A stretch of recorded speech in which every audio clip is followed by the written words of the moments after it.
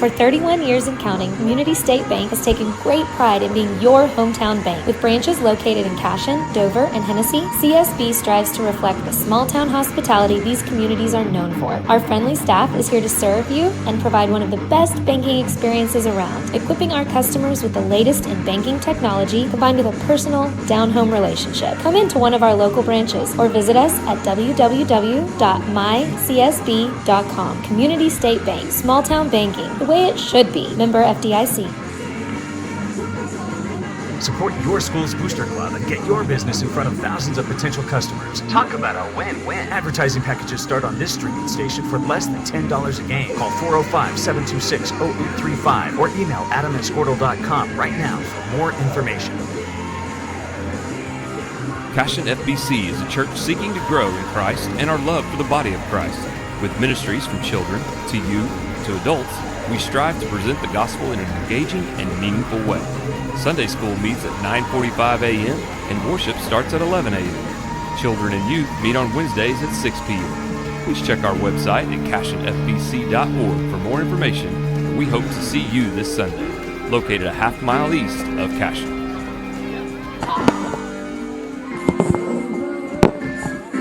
Looking for a solution to your water well problem or just needing a new well drilled? Western Drilling does water well drilling and repair. They are experts in pumping system installation, troubleshooting, and repair. Western Drilling works with domestic, ag, and irrigation wells. Give them a call today and explore all the solutions. Western Drilling supports Cashion High School. Go Wildcats!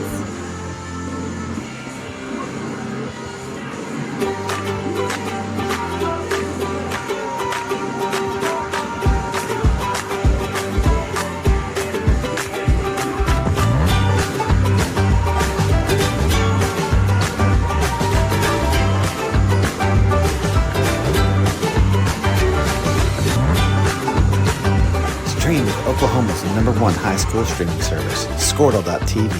Find out more at squirtle.com/stream.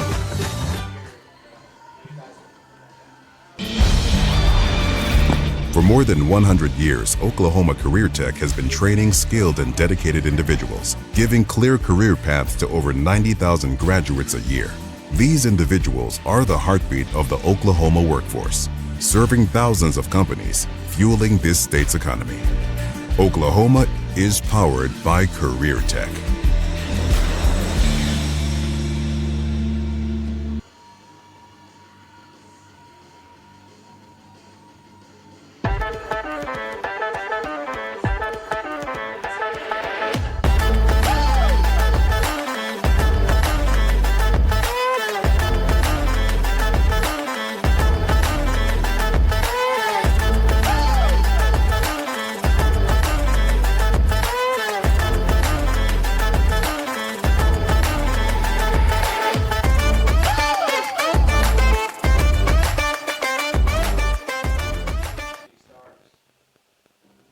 Presenting Regato Ranch, located within the Cashion School District and offering homebuyers the experience of small-town charm with the modern world of shopping, dining, and healthcare just minutes away.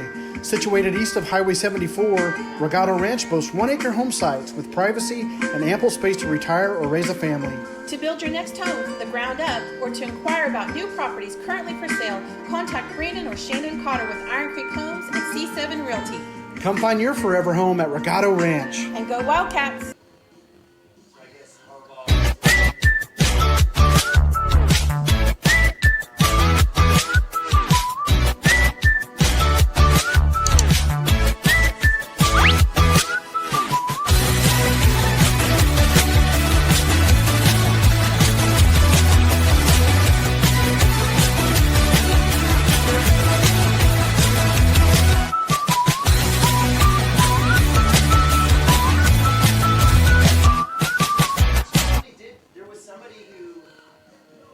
Founded by Jesse and Amy McCracken, Rural Pest Solutions is a Cashion-based, family-owned and operated company. Our focus is on providing the highest level of customer service while effectively treating many common invaders, including spiders, ants, roaches, mice, mosquitoes, fleas, ticks, and termites. Flexible scheduling and superior customer service are our top priority. Call us today to schedule your appointment. 405-283-6565. For 31 years and counting, Community State Bank has taken great pride in being your hometown bank. With branches located in Cashion, Dover, and Hennessy, CSB strives to reflect the small-town hospitality these communities are known for. Our friendly staff is here to serve you and provide one of the best banking experiences around, equipping our customers with the latest in banking technology combined with a personal, down-home relationship. Come into one of our local branches or visit us at www.mycsb.com. Community State Bank, small-town banking, the way it should be. Member FDIC.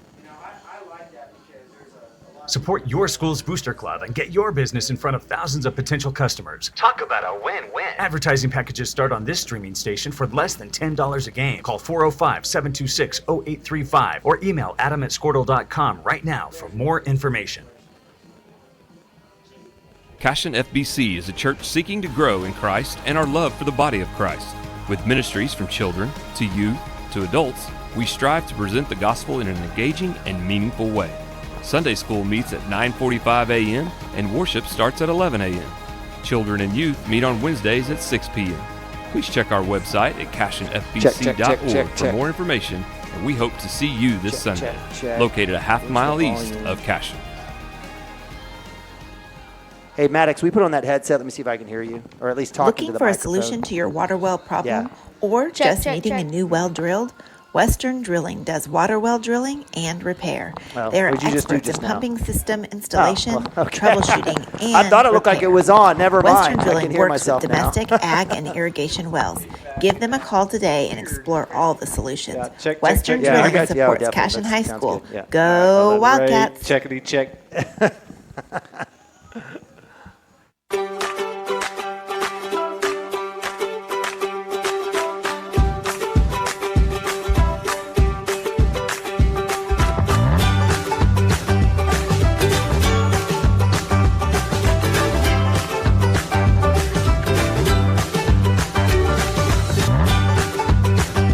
Stream with Oklahoma's #1 high school streaming service, Squirtle.tv. Find out more at squirtle.com/stream.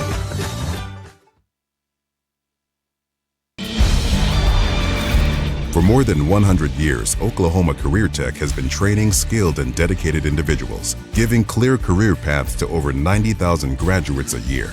These individuals are the heartbeat of the Oklahoma workforce, serving thousands of companies, fueling this state's economy. Oklahoma is powered by Career Tech.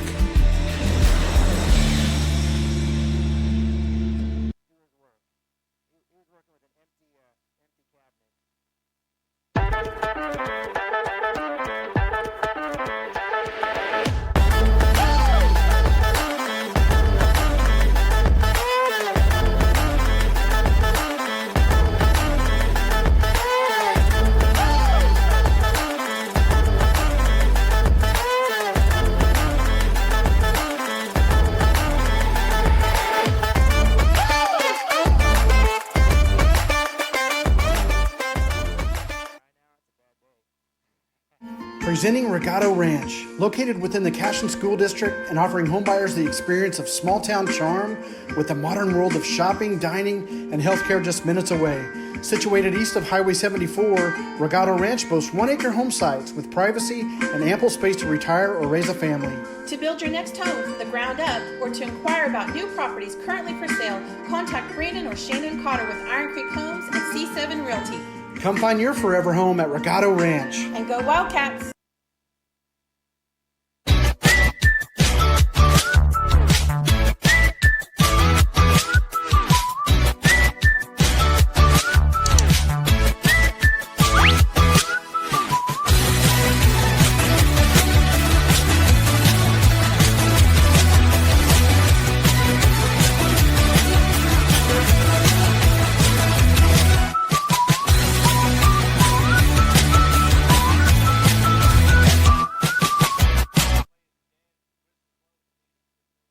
Founded by Jesse and Amy McCracken, Rural Pest Solutions is a Cashion-based, family-owned and operated company. Our focus is on providing the highest level of customer service while effectively treating many common invaders, including spiders, ants, roaches, mice, mosquitoes, fleas, ticks, and termites.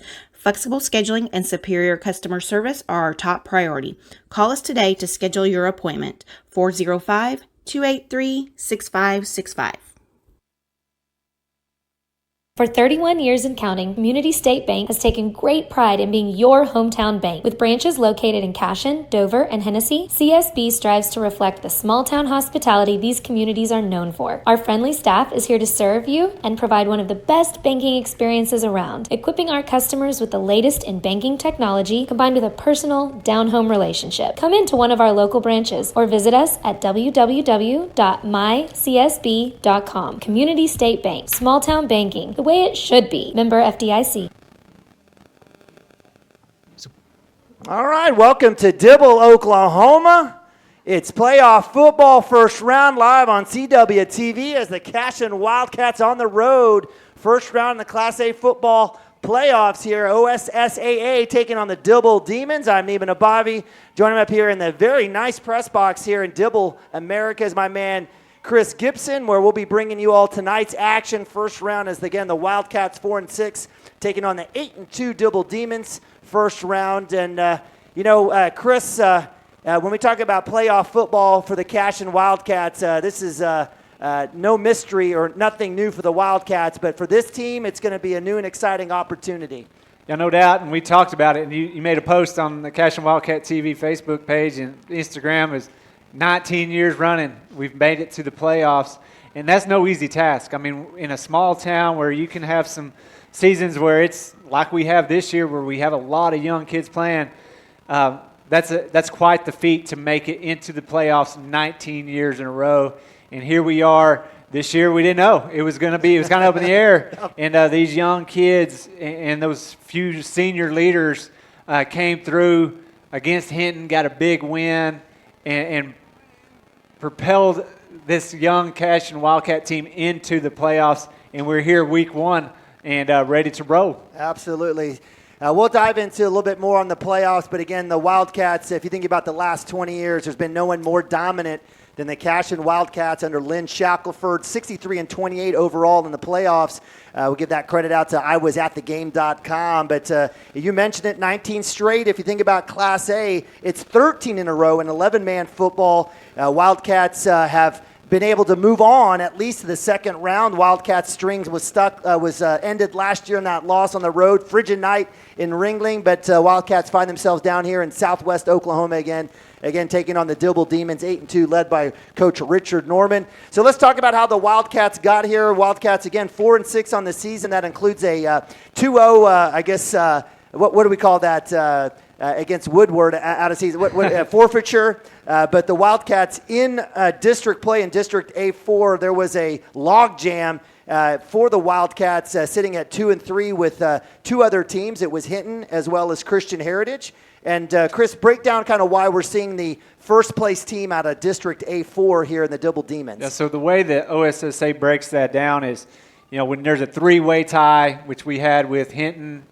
CHA, and Cashion, each team beat each other. Everybody had the same record. So then what the OSSAA does is they break it down to point differential.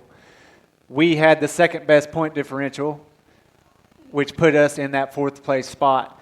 Dibble is the first place team in Class A4 or District A4, and so we match up with that first place team in A4. I think the second place team in our district will play their third place team, which wound up being Ringling, which we passed on the way down here, and so that puts us here in Dibble. And we talked about it. I saw Coach Wood had made a comment about never been to Dibble, but we've played Dibble a lot in the playoffs. But it's usually been at home with the run that we've had in the past. We've always been that number one seed. Dibble squeaks in A4 and has to come to Cashion. So they're chomping at the bit to get us at their place tonight on a year that is one of their best years they've had in I don't know how long. But they're 8-2, sitting first place in their district. Seeing a Cashion Wildcat team come to town that is younger, not as experienced as what the teams that they've seen in the past, and they're ready. And the crowd is already piling in here to Dibble. The whole town is probably going to be in the stands here in front of us, and they're ready to yell and cheer on their Dibble Demons. Yeah, speaking of that, so it's a kind of a unique situation here with OSAA. The playoff bracket's already built in, so there's no voting involved. It's basically, hey, you know what, by default, our district is matched up with the A4 district, and as Chris alluded to, 1 versus 4, 2 versus 3, in essence. So, all right, yes, in that essence. So we'll see in this case, Crescent will be taking on Ringling, Hinton will be taking on Stratford. Is that correct? Yes. And so on. So that's going to be the situation here. And if you're Dibble, you mentioned it. If you take a look at that district, there's a couple names in there in Ringling and Stratford that we mentioned. They've had a stranglehold on this district probably for the last 10 years easily. And so, again, kudos to Coach Norman and the Dibble Demons kind of exercising those demons to get that first place not moniker, and then, again, having a chance to host the Cashion Wildcats here tonight. But if you look at Dibble's out-of-district schedule, they played somebody in our district, and it didn't work out too well for them. Wound up getting beat by Minko. But I think you might talk about that. Yeah, we'll definitely hear that. But let's talk about the Cashion Wildcats, how they got here. So Wildcats, again, 4-6 on the season, 2-3 in district, coming off a tough loss to Crescent on their senior night, where the Wildcats basically held Crescent to just one score in the second half. Offensive woes were pretty apparent. Turnovers, et cetera, reared their ugly head, as well as turnovers or penalties. Chris, just for those who didn't have a chance to watch the Crescent game, any last thoughts in regards to that leading into this game tonight? That first half was just, crippling. They came out, and if you watch Crescent throughout this year, they didn't have really good first halves. They had a really good first half against the Cashion Wildcats last week. They came ready to play. We talked about it. The quarterback, Mr. What's his name? Cade Varner. Varner. Yep. And he threw some dimes in there last week to start that game. And just those big plays in that first half is what did the Cashion Wildcats in. They did a good job coming out in the second half. Excuse me, getting some stops and really going toe to toe with them in the second half. But that first half, big play after big play, got the Cashion Wildcats in a hole they couldn't dig out of. Yeah, it was a tough one. Credit to Coach Fisher and the Tigers. They finished second. They're gonna, if they get past their first round game against, I believe that is Ringling. I keep forgetting that. They'll have an extremely tough matchup against the number one team in the entire Class A, the defending state champs in Fairview Yellow Jackets. So, again, certainly a situation. And this, in essence, is also a preview as the Wildcats district will change as the Class A will move to 32 teams. There'll be Class A1 and Class A2, Wildcats being one of the bigger schools. Which I don't know if I like that, but that's for another time, right? Yeah, we could talk about that. But that will decrease playoffs, in terms. But what it's done is that it's put an impact on district play, and so you're going to see a definite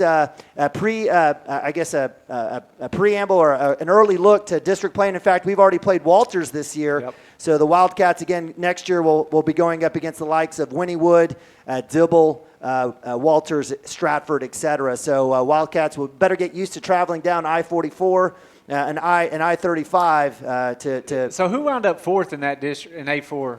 Was that Walters? It was Elmore City. Elmore City. So Elmore Walters City is not in that A4. No, I apologize. That's exactly right. They will be next year. I apologize. Okay. We're going to be playing them next year. But, Elmore City, again, will be playing Minko tonight. So we'll be tracking those scores for you.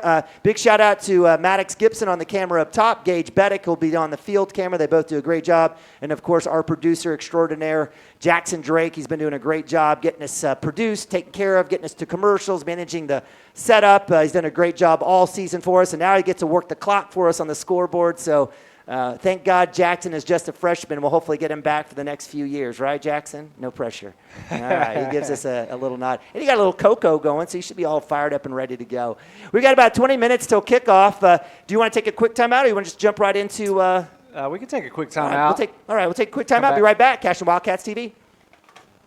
Your school's booster club and get your business in front of thousands of potential customers. Talk about a win-win. Advertising packages start on this streaming station for less than $10 a game. Call 405-726-0835 or email adam@squirtle.com right now for more information.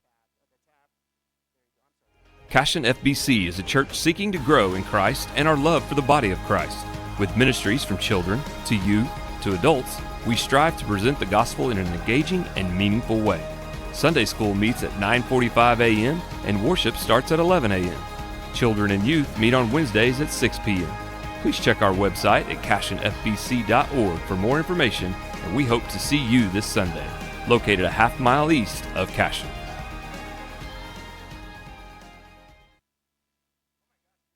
Looking for a solution to your water well problem or just needing a new well drilled? Western Drilling does water well drilling and repair. They are experts in pumping system installation, troubleshooting, and repair. Western Drilling works with domestic, ag, and irrigation wells. Give them a call today and explore all the solutions. Western Drilling supports Cashion High School. Go Wildcats!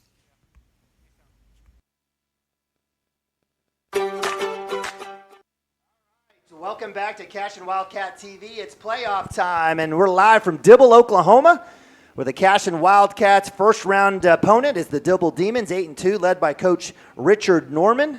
The Dibble Demons coming out of District A4, first place seed, taking on the fourth place Cashion Wildcats. Name and a Bobby, Chris Gibson, bringing you tonight's action.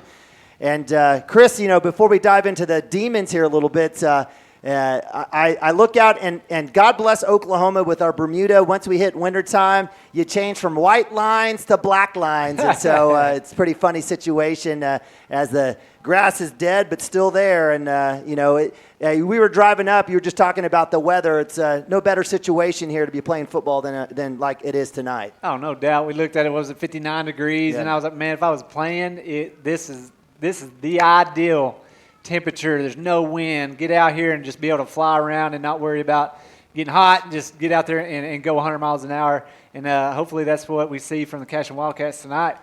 All right, so the Dibble Demons, led by Coach Richard Norman, again finishing 8-2 on the season, 7-0 in district play. They had big wins this year. Chris alluded to one of their losses early on. They started off 0-2. They lost to Minko 47-26. They lost to Lindsay 2A 30-0, but able to come back and beat 2A Little Axe 34-14, and they just went on a streak where they were not tested at all. Their toughest game was versus at Stratford. They lost they won 40-20.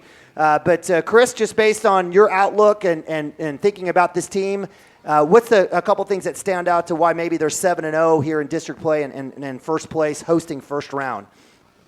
Well, if you want my honest opinion. Well, that's all we ever want. Okay. I mean, I don't think they saw as good a competition as and I'm not saying that they may beat us tonight. Right. I just don't know if they saw as good of competition as what we saw in District 1 up where we are at. Now, I could be wrong, and A4 could run the table tonight. Yeah. I just don't see that happening. Yep. And then you look at their preseason, and it kind of showed right there. Their number one against our number one. Our number one won 40-20. Yep. And so, that's one of the reasons I think they're at where they're at. I don't think this is a team that's going to run the table and go deep into the playoffs. And hopefully it ends tonight for them. Yeah. But it's one of those years that, I think their district is down a little bit compared to where they're used to being. Next year, we're in that district, and we're going to see some of those kids. And we're actually I saw maybe a little hint that we may be playing Ringling in the preseason, in those pre-district games next year. So that's one of those. And we play Crescent in a pre-district game too, because I don't think Crescent's going to be in our No, they're our traveling up district. to But anyway, back to why I think. But don't get me wrong. They have some kids that can go. And they have a big running back that is a senior, and that's one of the players to watch tonight. Jag Norman, number 24, big, strong running back, linebacker, that you're going to see him line up back there and run the ball just wildcat. They're going to snap it right to him. They're going to say, go make something happen. And he's a big enough kid that if you don't line up and hit him square on or take his legs out, he is going to throw you like a rag doll and then just keep running and laugh at you as he goes by. So you better be ready to come downhill and hit that kid. And on the defensive side, he's going to come downhill and hit you. Then you're going to see number 52, Hudson Long, big senior offensive lineman. I don't have his stats on his size, but he's just one of those big kids that's going to get out there and lead the way for Jag Norman. And I don't know if you're a Big Brother fan, but Jag won last night. I don't know. Chris Carroll will appreciate that. But anyway, but Hudson Long, big offensive line, a kid that's going to wreak havoc up on the front line on the defensive line. And you'll see a lot of him. We'll call his name a lot, making tackles to stop the run game and get after the quarterback. Yeah, absolutely.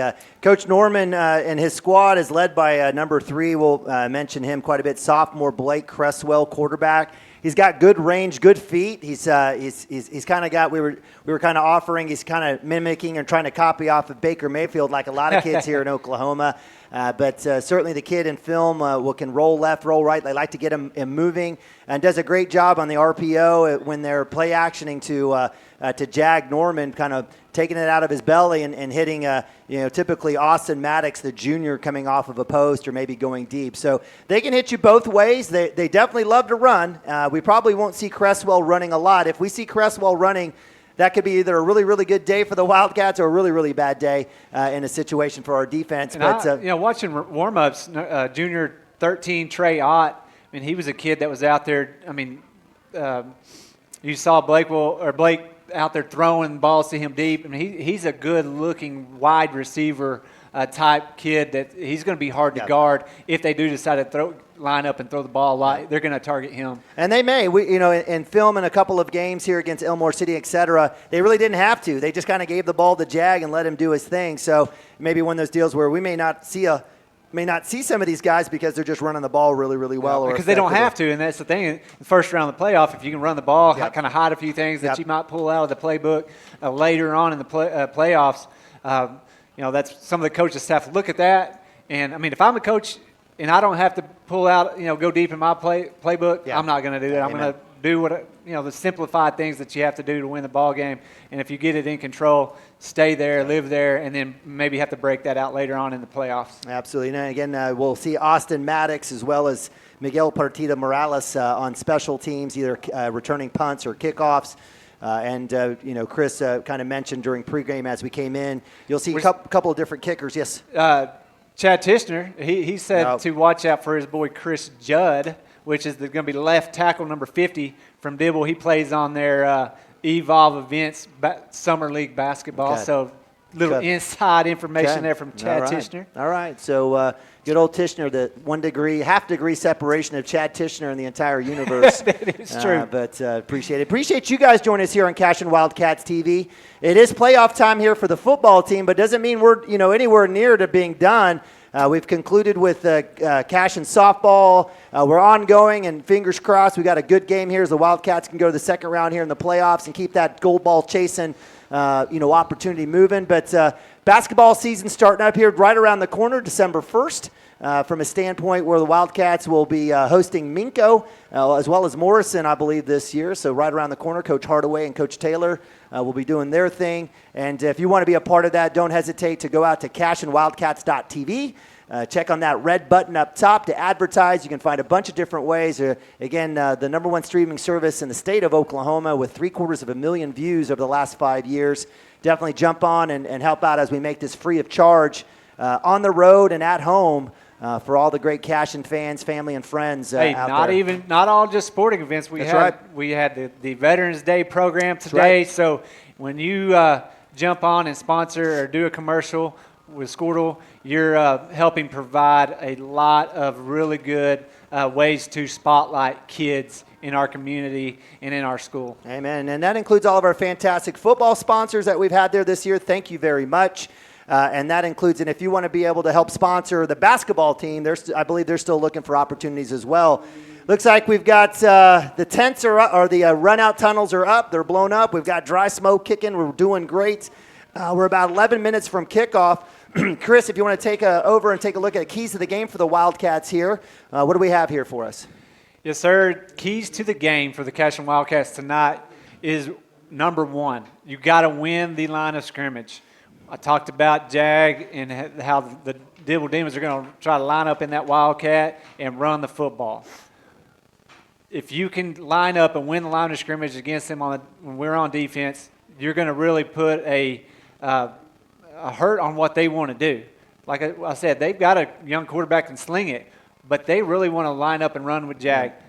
When we're on offense, we want to see our linemen really fire off the ball and drive kids off the ball and give Ethan, give Drew Westerhoff, give Davis a chance to find a crease and get something going on the ground, because our strength this year is running the football. At some point in the future, I think we're going to be able to get back to that high-flying offense and see some of the things that we've seen in the past. But this year, just going off the 10 games that we've watched all year long, we've got to lean on the running game, and winning that line of scrimmage is how you can have success doing that.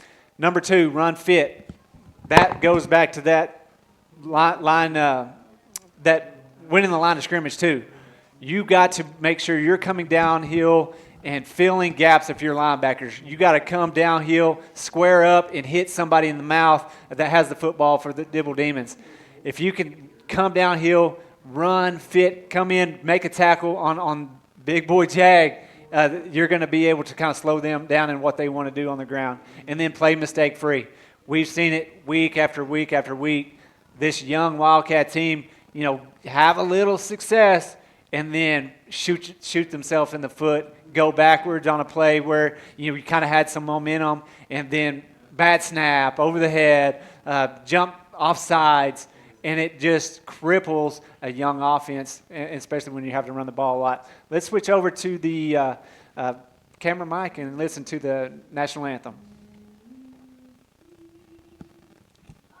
The dawn's early light, what so proudly we hailed at the twilight's last gleaming, whose bright stripes and bright stars through the perilous fight o'er the ramparts we watched were so gallantly streaming, and the rocket's red glare, the bombs bursting in air, gave proof through the night that our flag was still there. Oh, say does that star-spangled banner yet wave o'er the land of the free and the home of the brave? All right, God bless America, greatest country in the universe. So blessed to be living here in this great country, this great state, and certainly super grateful to be bringing you guys tonight's All I know, action. if that was live, man, that was impressive. That was. I couldn't find if she was actually here singing, but I couldn't tell either. I couldn't tell either, but no, great job. And so, Chris, again, win the line of scrimmage to help the run game. Got to stop their run game, and certainly from a standpoint of getting to a spot where we can't make any mistakes. We've got to be mistake-free. Those are only chances. But, Chris, with that in mind, for the Wildcats, if you're Coach Shaq, you're gonna most likely receive if you win the toss. But what are we looking for in this first series here for the Wildcats? I just want to see us come out and, if we get the ball in our hands, this is what I want to see. I want to see us line up, run the ball, be patient. Don't try to get greedy and try to throw the ball down the field. Just establish the run game and live with, and be okay with 3-4 yards every play. If we can do that and keep building on positive plays, even if it's, you get stuffed on second down and you don't get any yardage. Right. We still got 3 downs. Right. Let's go out and get 4 on the next one. Right. If we can do that consistently and just build on consistent or positive plays and get down the field and get in the end zone, that's going to be a huge stepping stone to a win for the Cashion Wildcats. If we line up out here on defense, wind up having to kick off, then let's get out there on defense. And I just want to see kids flying around to the football because it's playoff football, man. Yeah. It is go time, win or go home. And that's what I want to see the Cashion Wildcats do tonight is just fly around with the football, have fun on the defensive side of the ball, and just everybody getting to the ball carrier and help tackle the big boy that runs hard.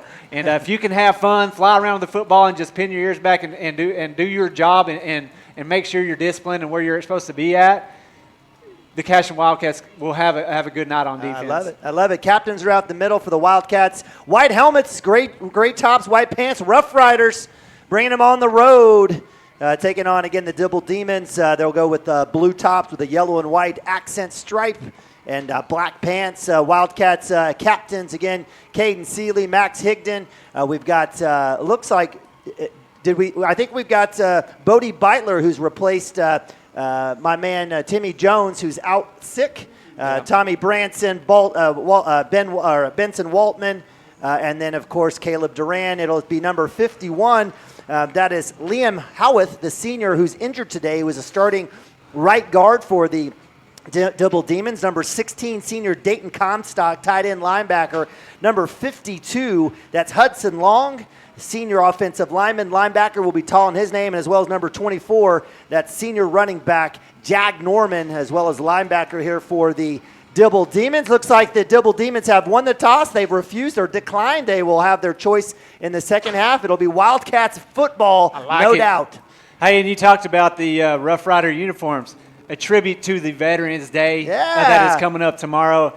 Thank you all to all the veterans. We appreciate you. And this is another great tribute to the Rough Riders and the veterans that serve to make the country that we live in the best country in the universe, as Neiman would always say. That's right, absolutely. We were just reading your fantastic post on the on Facebook. Love seeing that as part of Legacy Insurance and Financial Services. And again, appreciate all of our fantastic sponsors, just like Legacy, making this free of charge for you guys. Check them out in the bottom right corner. You'll see them. You'll see Gateway Realty, among others. A big thank you to all those fine folks. So it looks like everyone will be heading back to their respected corners of their tunnels. Wildcats fired up. And love seeing the cheerleaders. Big day for the cheerleaders again, as they've qualified for state game day. This is a separate situation. This includes some of the boys as well, with a lot more. It's a little bit different technique, a lot more props, etc. But Coach Casey and Coach Amber are taking the girls to Moore High School tomorrow, 9 a.m. They're going to try to get another state title. They've already got two this year. Yes. All right, they were able to get the cheer competition as well as the state academic champs. They're going to look to make the trifecta. So here come the Cashion Wildcats on the field. Definitely love seeing them, led by our cheerleaders. Got a lot of smoke, a lot of action. Did you have smoke like that when you were We playing? did not. Yeah. I mean, we did not have that whenever I was a kid. But that, just look at that smoke. If they got a shot at that, maybe switch it over to that other camera and see that after they do that. But that just shows you there is no wind That's right. at all. And you saw it in the pre-games during the national anthem when we had the camera up on the flags. There is absolutely no wind, and you can see it just from the smoke lingering there. And so definitely wind will not be a factor tonight in the game at all to hinder either one of these quarterbacks throwing the football. All right, we've got playoff football about 2 minutes away. We appreciate you guys joining us here on a fabulous night, fall night here in Oklahoma. Nothing better than playoffs here. What a great passage and rite of passage here for any young man or even woman here in the state of Oklahoma trying to make their pave their way here, and it's always great. Never take it for granted. Again, the Wildcats, 19 straight years in a row. 19 in a row in the playoffs. Again, overall 63-28, looking to move it to 64-28. Decades of dominance by Coach Shack. 5 state championship playoff appearances since 2014. 2 state titles back-to-back in 2020 and 2021. A championship appearances again in 14, 15, and 19. And in Class A. In Class A alone, yeah. With 5 state titles altogether if you include 8-man football. So, again, when you strap on the helmet, whether it's a Rough Rider, a Paul, a C, a Cashion, you're playing for history, you're playing for a lot, and you're playing for pride. And so, as they say, strap them up. Let's get ready to go. My friend, we got 12 minutes on the clock. Wildcats will be moving from right to left, from south to north. Deep for the Wildcats will be number 3. You know him, Grayson Davis, the freshman, electric freshman. And he's grown up this year, and certainly love to see him in support. Supporting him will be Travis Loveholsel as they up back for blocking.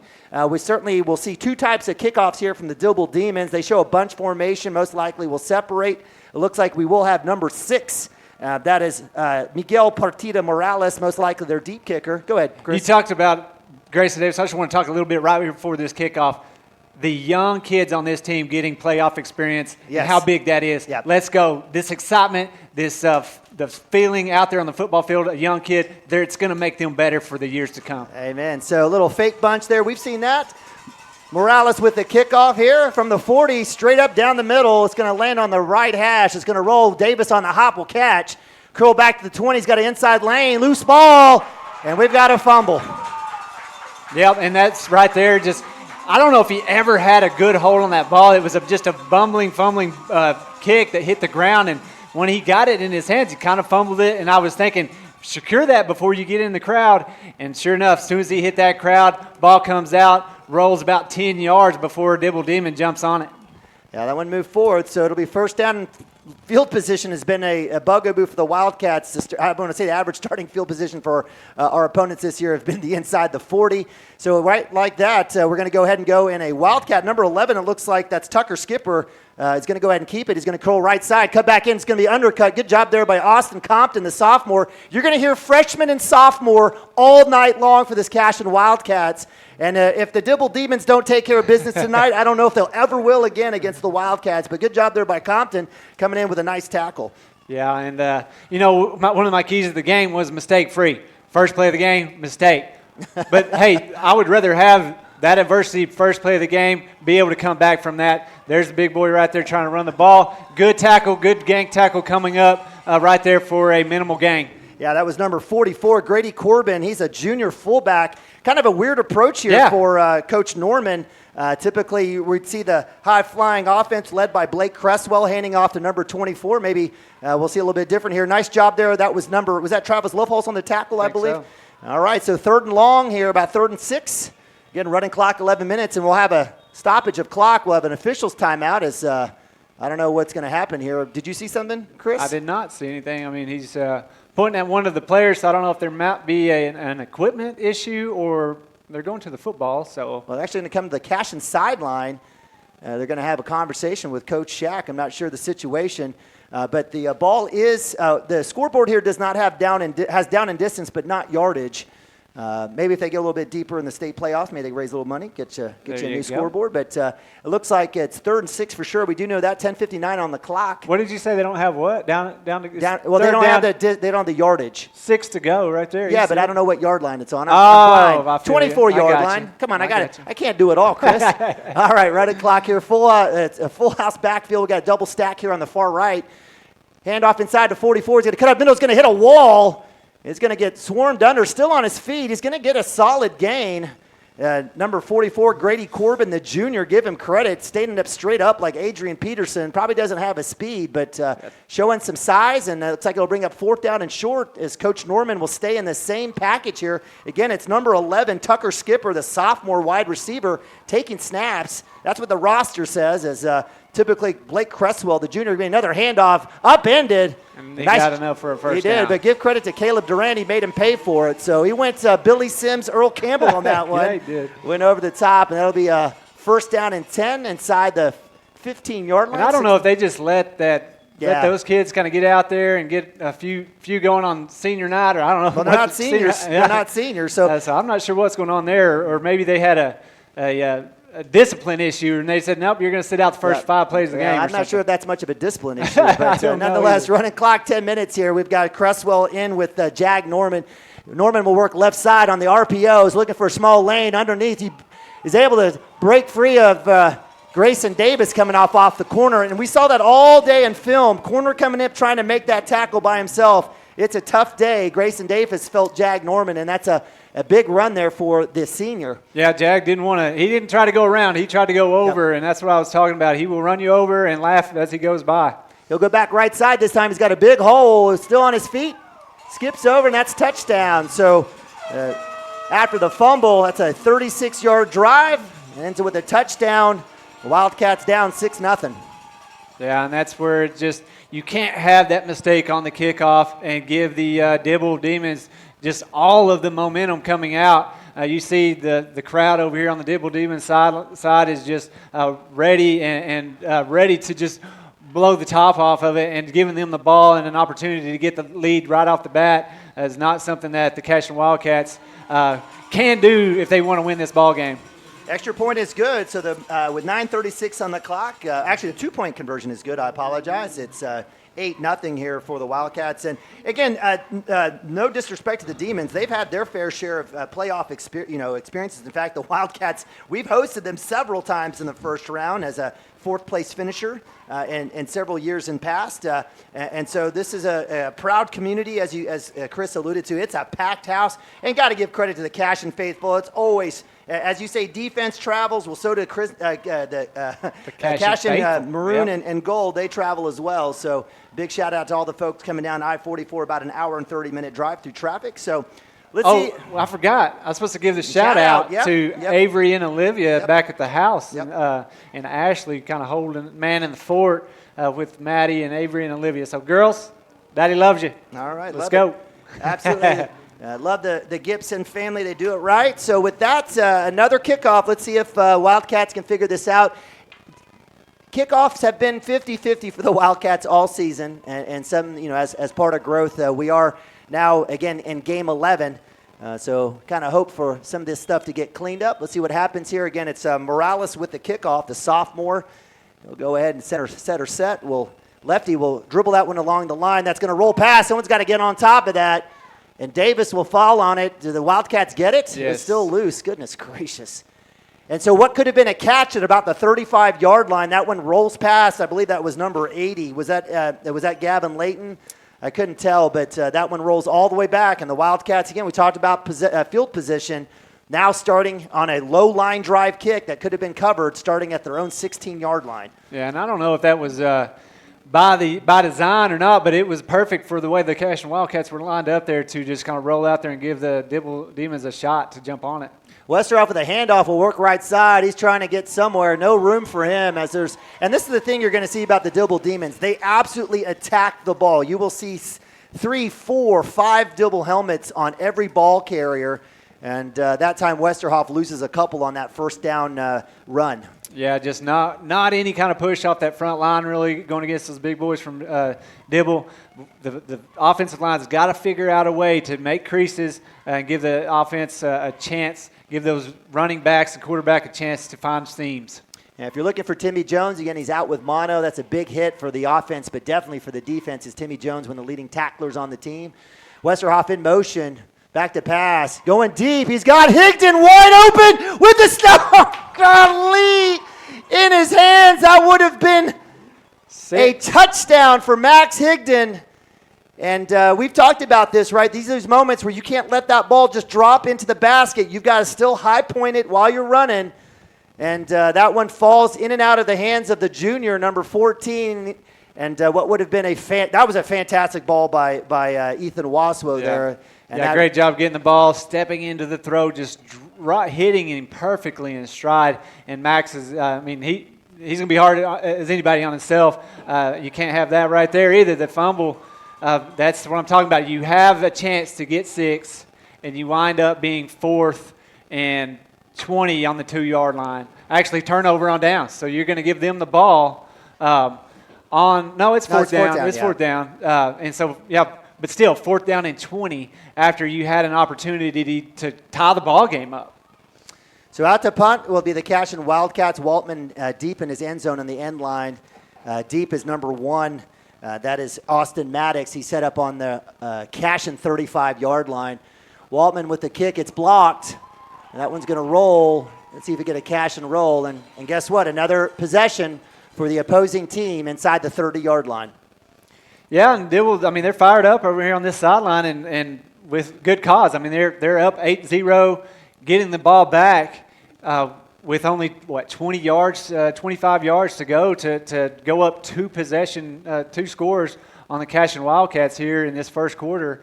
And the Cashion Wildcats kind of reeling right now. You got to get up and got to rise up and meet this challenge here and be able to get a little bit of momentum here, come up, make a play, knock the ball out. If you can't make the tackle, do something to get a turnover and get some momentum going for the Cashion Wildcats. Cresswell back to pass. He's going to go to the right side, coming back for his man number 13. You talked about him in their pregame. Trey Ott, the junior. Single man coverage out there against freshman. Was that Riker Johnson. Riker Johnson. I couldn't tell, had a wall there. But again, Wildcats will go freshman on both corners. They're going to be tested today. Inside handoff to Jag Norman. He's going to slip through. Nice job there by Carlos Martinez. And it looked like it was Drew Westerhoff from the safety spot there with the initial hit. He'll fall forward for a big gain on first down. Which that would have been second. Yeah, no, that was to make it first down. Yeah. I apologize. So first down around the 15-yard line. Again, clock at 7:44 here in the first quarter. Wildcats trying to hang on here, maybe hold them in this situation. And we've got a flag here. We have false start. So the first mistake here by the Demons. And that last play, just a run play right between the tackles, and you see the big boys up front for Dibble giving a big hole. Give credit to Drew coming up, tripping up the big running back in Jag, and then having the linebacker Carlos Martinez, freshman, come up and make the tackle. But it was after 5-6 yards, and Cashion Wildcats have to do something to be able to slow that run game down. In motion, Maddox. Be a jet sweep out to the right. Big block. They're going to have a chop block. There's going to be a block in the back. Excellent call. It's either going to be a chop block or a hold. I can't see it. It's going to be a hold. So excellent call there by the officials. And we didn't give our shout out to our officials before the game. Yeah, no doubt. We always got to give a shout out to these guys that give their time and effort to come out here. And we appreciate all of these officials that come out and give the opportunity to have these games, because without them, there is no competition. So appreciate you guys that are in the black and white with the whistles and getting out here and giving the opportunity for these kids to play the great game of football. Amen, amen. So I had mentioned number 51. That was Liam Howarth, the senior, is out. Looks like we've had a little rotation here. Looks like number 70, Caden Isom. That's the biggest freshman I've ever seen, if that's truly correct. So kid says freshman. He looks like he's got 2 kids and drives a couple cars. But we've got first down and long. Keeper by Norman. He's going to go right. Great tackle behind the line of scrimmage. Good job there by Austin Compton. Guess who? Caleb Duran with the help. And that's a nice job there for a minimal gain for Jag Norman. That's what Wildcats are going to need tonight. Yeah, just come up. Austin did a good job of getting around his waist, and then you had Caleb come up and finish the tackle off. And, last week we didn't have Caleb going against that run game of Crescent, and it hurt us. This week, not having Timmy Jones, same thing. Back to pass. Cresswell looking for his man, number 1, Austin Maddox. Davis on him. He gets shaped. She gets free.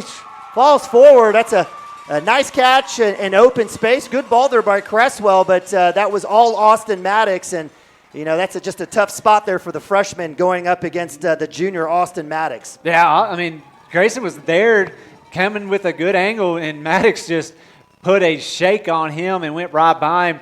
Right there, what I want to see from Grayson is just fly to the football and try to just come in and make that tackle before he has a chance to move like that. All right, so first and goal from the 3, 6:39, handoff to Norman.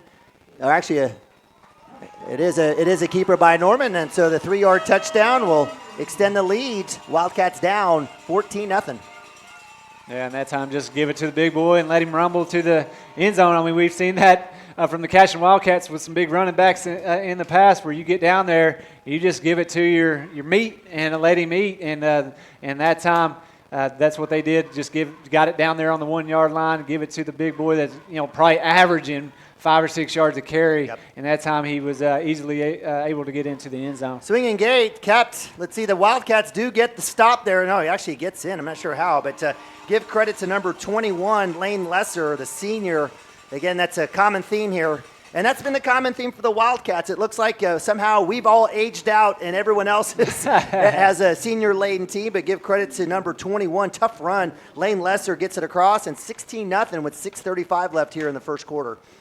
Yeah, here we go again. Just talked about, shooting yourself in the foot. We had that first kickoff, fumble, give them the ball. Second kickoff, you see a kind of a dribbler. We don't get to it. the ball, we take over on like the 19-yard line. 16-yard line, even worse. Now let's focus right here. Let's get the ball, get something positive on a kickoff, get over the 20-yard line without fumbling, and maybe have a chance to do what I was talking about early on is, build on positive plays. We haven't had a positive play stacked on top of each other yet in this ball game. No, there's been no stacking. There's been no plays. Only on defense. A little change in alignment here. So the Wildcats are going to go 2 back with Carlos Martinez on the right on the boundary. I'm not sure why we don't see Rocker Johnson back there. That's the kid. He's explosive and fast. I want to see him catch the ball and give some running back. But Carlos is one of those kids that's a fun, explosive freshman back there too. This one will be Davis. That one should hand. He does catch it at the 15. He's got the lane coming back up. Protects the ball, still on his feet. Good work there by Davis as he moves across, moves a Dibble demon on top of his back for a few more yards. So good work there. It took 3 times, but we got it. And, and that time Carlos did a good job of coming over. But you got to get out in front and put a hat on somebody. He let the kid run right behind him and put a hat on Davis. And Davis did a good job of kind of getting him off of him, getting some yardage. Like I said, at least we're on the good side of the 20 to start this drive. That's a positive play. Now let's get the next one. Yeah, there we go. So from the 29 on the Cashion side, as Tishner would say, the negative 29. Keeper by Waspo, and again, he's met, and we have a flag. I don't know if that's going to be a face mask or a hold. And we talked about Hudson Long coming through. He's just an absolute wrecking ball. And really, Coach Norman, I think if you look at the defense, it's not very complex.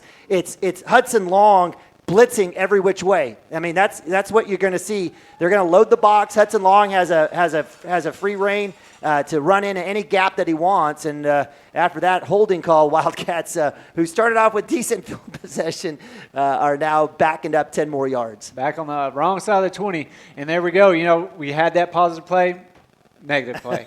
So you got to stack the positive plays. I keep saying it, but that's what we're doing right now. We're just not being able to have any success because we keep shooting ourselves in the foot.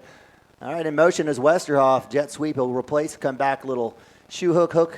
He'll go ahead and take the handoff, come back and cuts back outside. Somehow Westerhoff figures out Houdini. Little extracurricular activity on Westerhoff's head there by number 50. That's Chris Judd. That's your boy Piedmont, my man Chad Tishner, driving his forearm and his helmet into the under the chin of Westerhoff. But somehow Westerhoff got positive yards. And he hit a wall and was able to just kind of use his stature to hide behind some of those bigger boys and find a lane and get positive yardage. Go check Westerhoff's trachea there. In motion now is Higdon. Back to pass. Rolling right, looking for Westerhoff on the comeback, and that's knocked right out of his hands. It's incomplete, so give credit to number 9. That's Jackson Mandrill, the sophomore DB coming through, and was able to get the deflection there. So that'll bring up 3rd down and long for the Wildcats. And that play there right there, they tried to use the motion of Max Higdon to kind of disguise Drew Westerhoff doing a little wheel route down the sideline, but you had number 1 Maddox over there to defend that, even if that ball would have got down the field. Max protect here. Double tight end, back to pass. Ethan Waspo steps up. He's got a small lane. He's going to look to throw. He's going to let it go. It's a wobbler. Higdon has a chance to fight for it.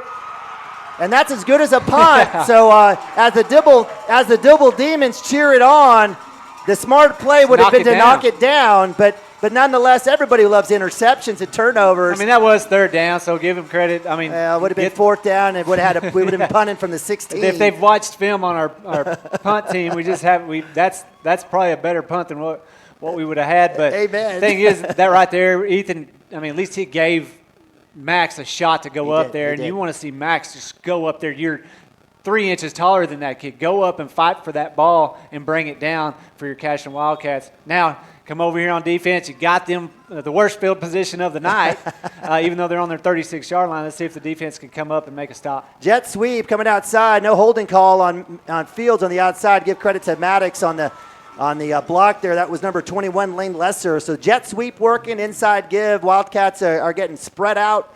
And all that's going to do is give a huge lane there for Jag Norman to run through. So a little rotation here, substitution. So that's a 1st down from the Demon 48. Wildcats in that 4-3 look.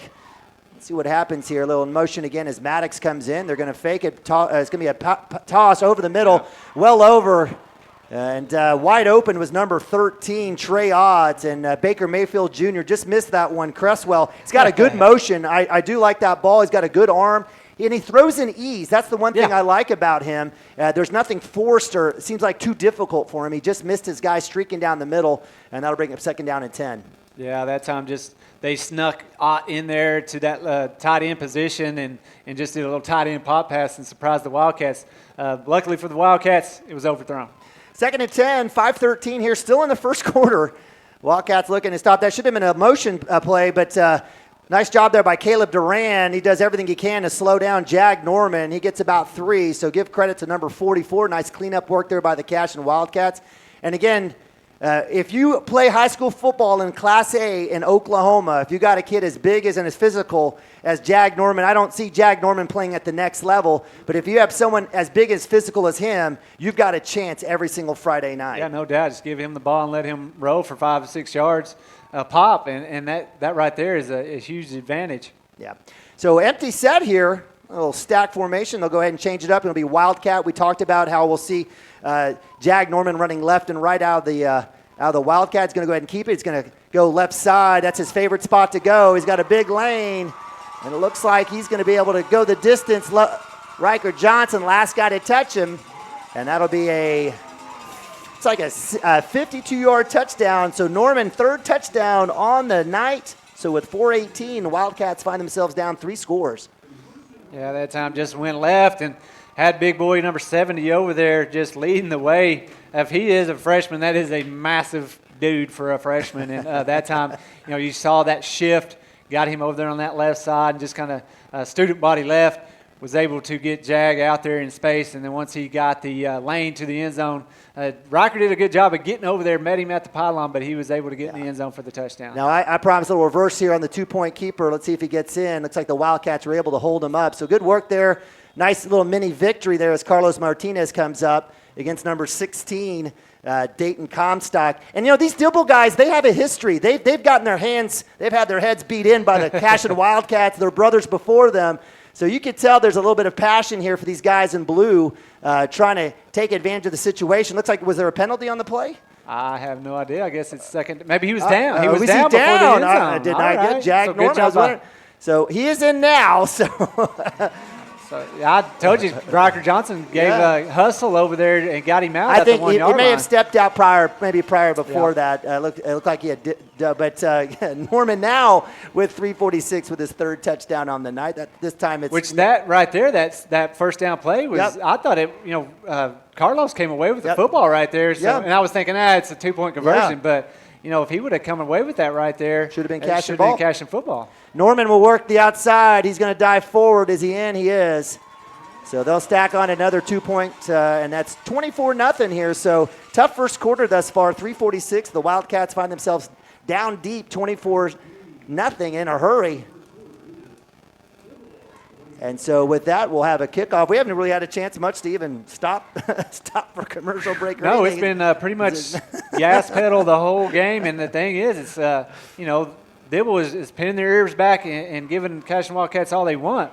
But at the same time, Cashion's done massive things to hurt themselves. A fumble on the kickoff, a dropped touchdown pass that would have tied the ball game. That ended up being, Ethan Waspo not concentrating, taking his eyes off the snap. That one rolls back. Put you on the 2-yard line. And then another interception. So, it's,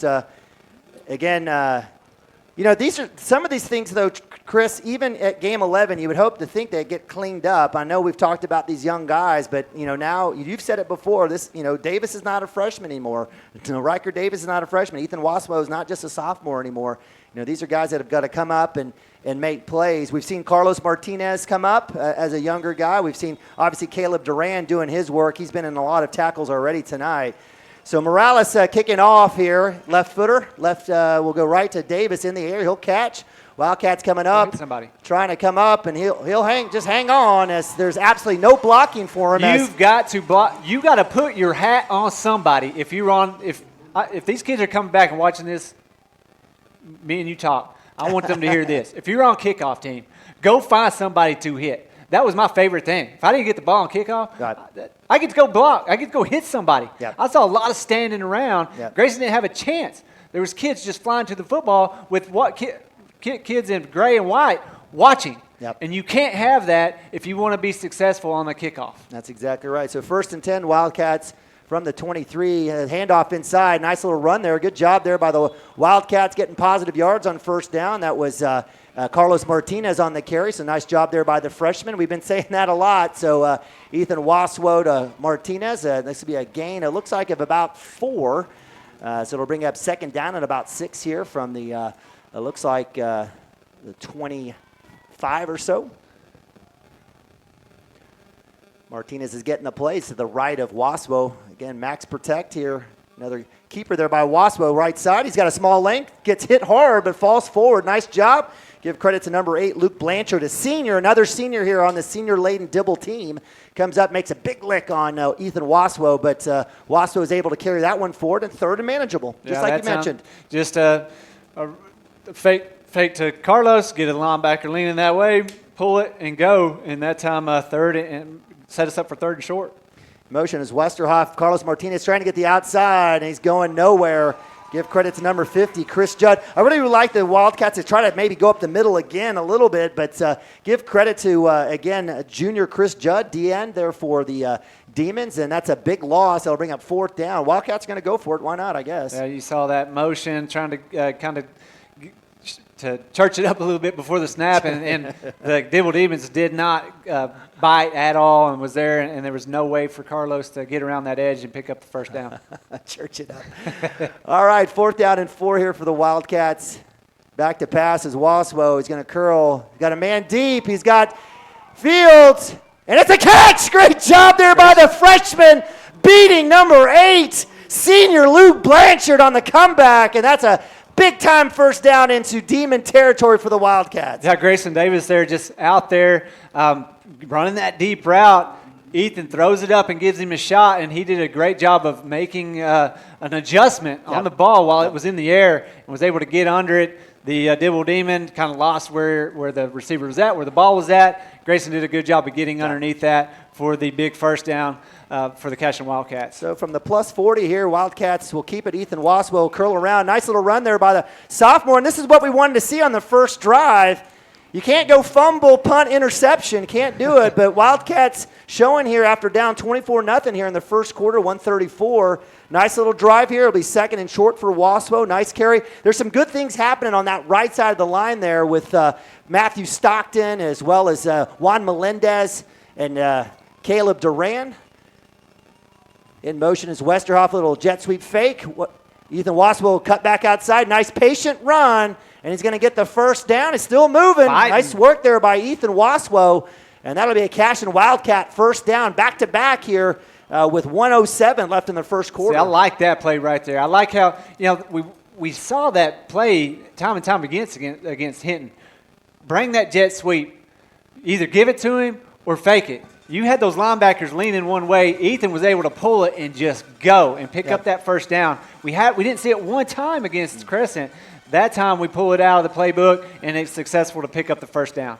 So 1st and 10, right around the 21-yard line. Wildcats will go twins down below. Aced up is Westerhoff. To the left is Martinez of Waswo. He'll get the handoff. He'll find a small lane. He'll follow well. Look at about a yard there. So nice, tough running there. Positive yards there. Maybe even 2 yards there for Carlos Martinez. As looks like that's number 24, Jag Norman, coming up slow for the Demons.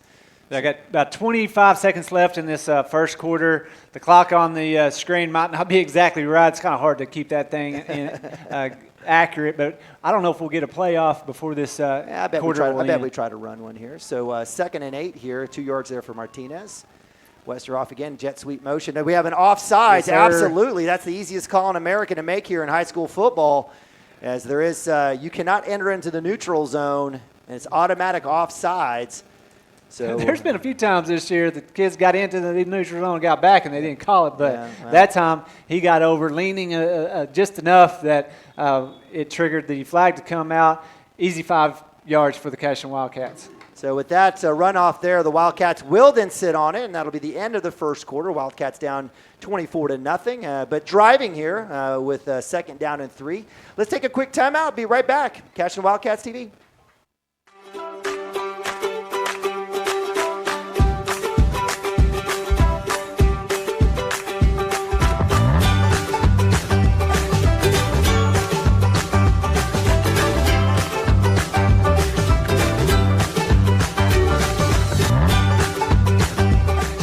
Oklahoma's #1 high school streaming service, Squirtle.tv. Find out more at Squirtle.com/stream.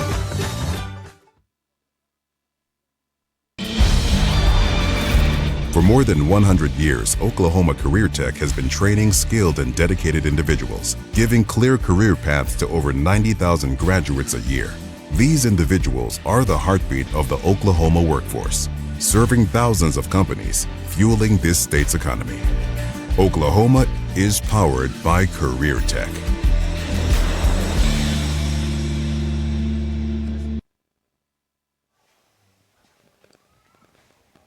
All right, welcome back, Cashion Wildcat TV. Cashion Wildcat production of Cashion Football 2023. Hey, shout out to Carlos Martinez. He's the one that said, hey, clock's off a little bit. Shout out to the Flower and Fennel folks there watching. Yes. They sent out shared our post earlier, said, come watch. They're the absolute gold. Love them. You know, my favorite emoji is the chef kiss, and that's exactly what's happening there at Flower and Fennel. I love going in there. I haven't been in a little bit. I need to go back in. Hey, they're not even a sponsor, but we're going to give them a shout out. Absolutely. We love them. Because they love Cashion. And they support They love Cashion Wildcats. Yeah. They love the community. Great business there in town. Absolutely, for sure. And I always love going in and have a conversation with Carlos and the bunch. No doubt. All right, so Wildcats second and short here from the plus side here around the 15. Big opportunity here. Wildcats going double tight end, 12 personnel with Caleb Duran and number 80. That's our boy Layton, Gavin Layton. Carlos Martinez to the right of Waspo. Jet sweep. Waspo with the pass, and we have don't tell me a penalty. Delay a game. Are you kidding me? Coming out of the timeout. Out of that quarter. Out of the quarter.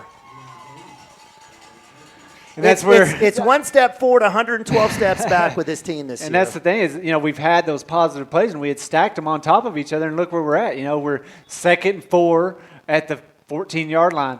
Come out of the half or come out of the quarter and just really not paying attention to that play clock and penalty and back you up. Same play. They're going to go a little swing route, or actually a little out there by Caleb Duran on that tight end spot. That one pressured, thrown into the dirt. Caleb didn't have much of a chance.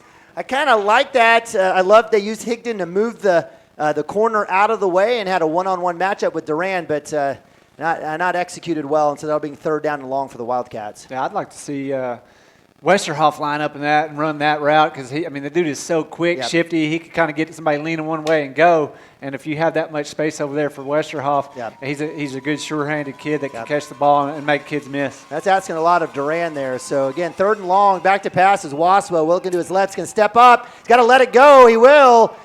Coming back for it was Westerhoff. And I swear I thought Ethan had a chance to step up in the pocket and maybe even score a touchdown if he wanted to run through. But give credit to Westerhoff. The corner over there, that was number 2, senior Newt Skipper, another senior here on the Dibble lineup, was turned backwards. And Westerhoff, actually the skipper was the closest receiver to that player to that ball. But I think Ethan kind of got a little knock from the side there as he stepped into that throw, but I'm with you. I think if he just steps up in that pocket, he might have had room to get the 1st down. So 4th and long. So what was 2nd and short now after the penalty and the incompletion brings up 4th down and 8 from around the 19. Back to pass is Waswo. Coming back is Higdon.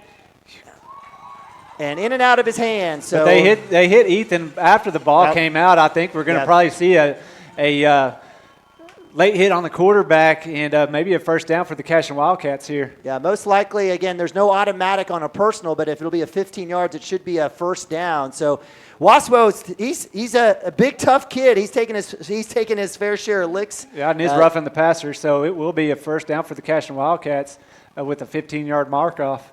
So will it be half the distance when it's no, I think it'll still be 15, so it should move it forward. I guess maybe we will. Let's see where it's marked off. Do you see it? It's around the 9-yard line? Yeah, right at about the 10. Yeah, right. Yeah, 9-yard line. So, it was about a 15-yard mark off. So 1st and goal for the Wildcats, 11:45, 2nd quarter, down 24-0.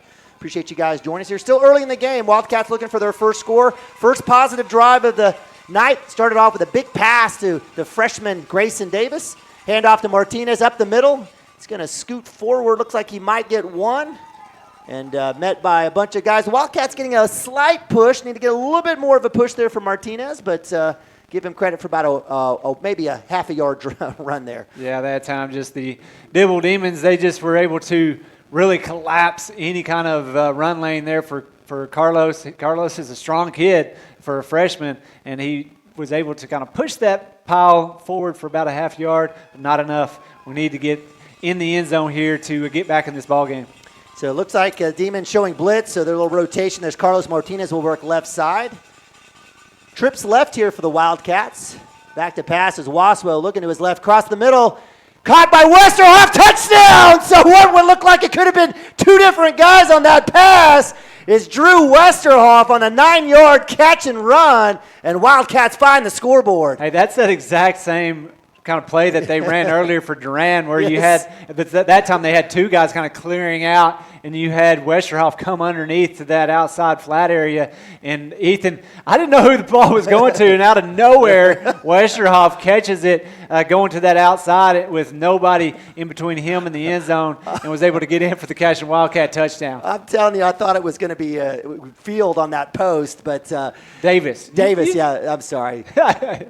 Going for two, Waspo back to pass. He's got a wide open guy, and that's Max Higdon. So nice job, low pass. Good job, Higdon going down to the ankles to catch that one. The Wildcats get the 2-point conversion, and they cut into that 24-0 lead, 24-8 for 10:56. So this drive that started on their own 23, sparked by a huge catch by Grayson Davis. Grayson Davis. I apologize. I'm going to get it right one of these days. Apologize to the Davis family, the greatest family in the world.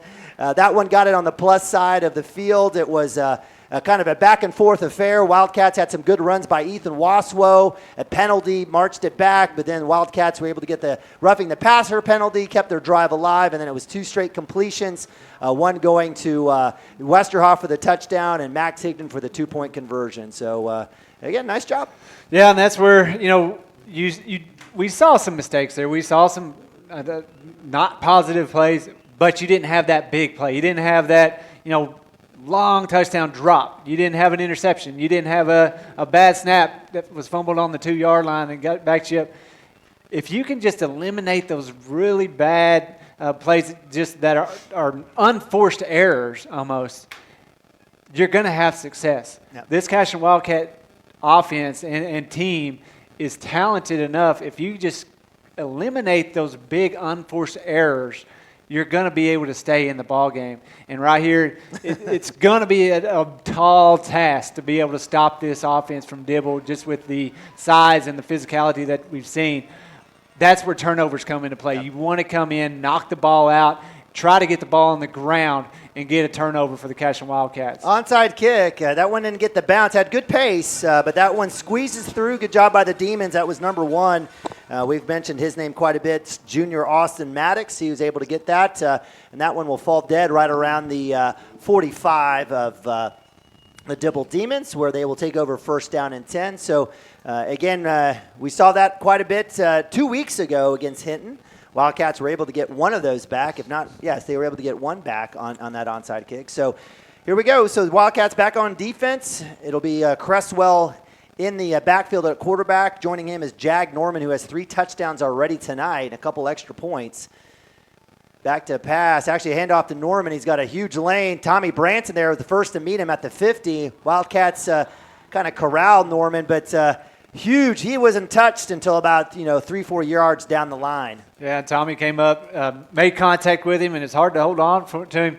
I know Tommy Branson's been battling a shoulder injury from last week. It's been a lingering issue all year, and so he's battling through that. Was able to come up, get him slowed down enough to have his teammates come up and help him finish off that tackle. All right, 10:26 here, second quarter action, 2nd and 5.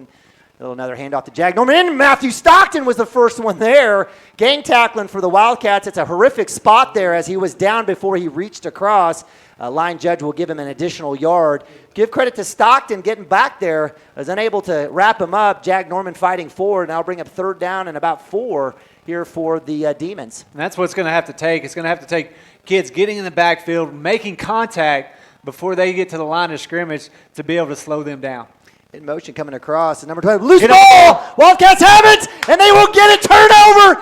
On the plus side, it's Austin Compton. And they're going to say incomplete pass, which is probably the correct call. That is, yeah. But the situation is, did he have possession of it? No, I don't think. I mean, just seeing it, I don't think he had possession. I'll take it if they're going to give it to us. No.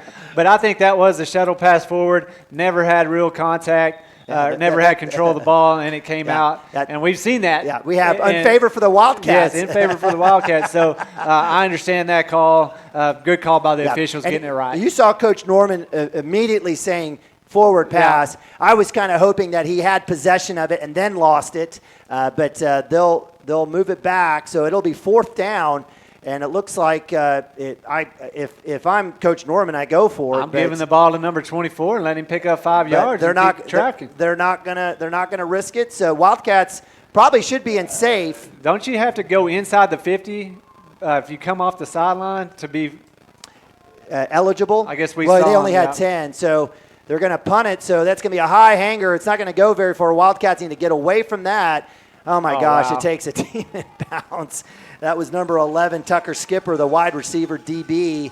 Gets a very lucky, fortunate bounce there. That ball went 10 miles straight up, hits the ground, and rolls for like 20 yards. Well, nothing easy for the Wildcats in 2023. It continues here. So with that, Wildcats get a stop. They get a score. They get a stop. They force a punt, and they take over their 5th possession of the night. They'll be starting at their own 20-yard line. So back is Ethan Waswo. Wildcats will go double down here with Higdon and Westerhoff. Back to passes. Waswo is going to go deep. Another high flyer. Fields fighting for it. And give credit to number 11, Tucker Skipper, who's using that arm bar to keep Davis from coming around. I'm never going to get it right now. Grayson Davis, the freshman. But and that time, Grayson was fighting to get out there, and you kind of had the number 11 really putting that arm out there, slowing him down. I'm surprised the flag didn't come out. That's a ball that Ethan probably, if he goes to the sideline, a little bit more back shoulder, I think he gives Davis a chance to fight for that one. 2nd and 10 here, 9:29 clock stops, and we have a false start. And I don't know if that one was supposed to be trying to draw him off sides or not, but the ball didn't get snapped, and so that will be a false start for the Cashion Wildcats. Caden Seatley said, I knew what was going on. So Caden's been, actually, I have to give credit to Caden. We really have not called his name at all, which is a great day for a center here in football. So with that, mark off at 2nd and 15, 9:29 on the clock. Wildcats down 24-18 with the ball. And as I mentioned, you're going to see number 52, Hudson Long, blitzing on every play on either A-gap, on either side. Wildcats will have to figure this out as they slow things down. 10 on the play clock, back to pass. There's Waswa, a double move. He's got to let it go. He does not. Got to get it out. He's got to let that one go. He's got to trust that Davis is going to get there, and he cannot take a sack. Yeah, but the thing is, Ethan is back there.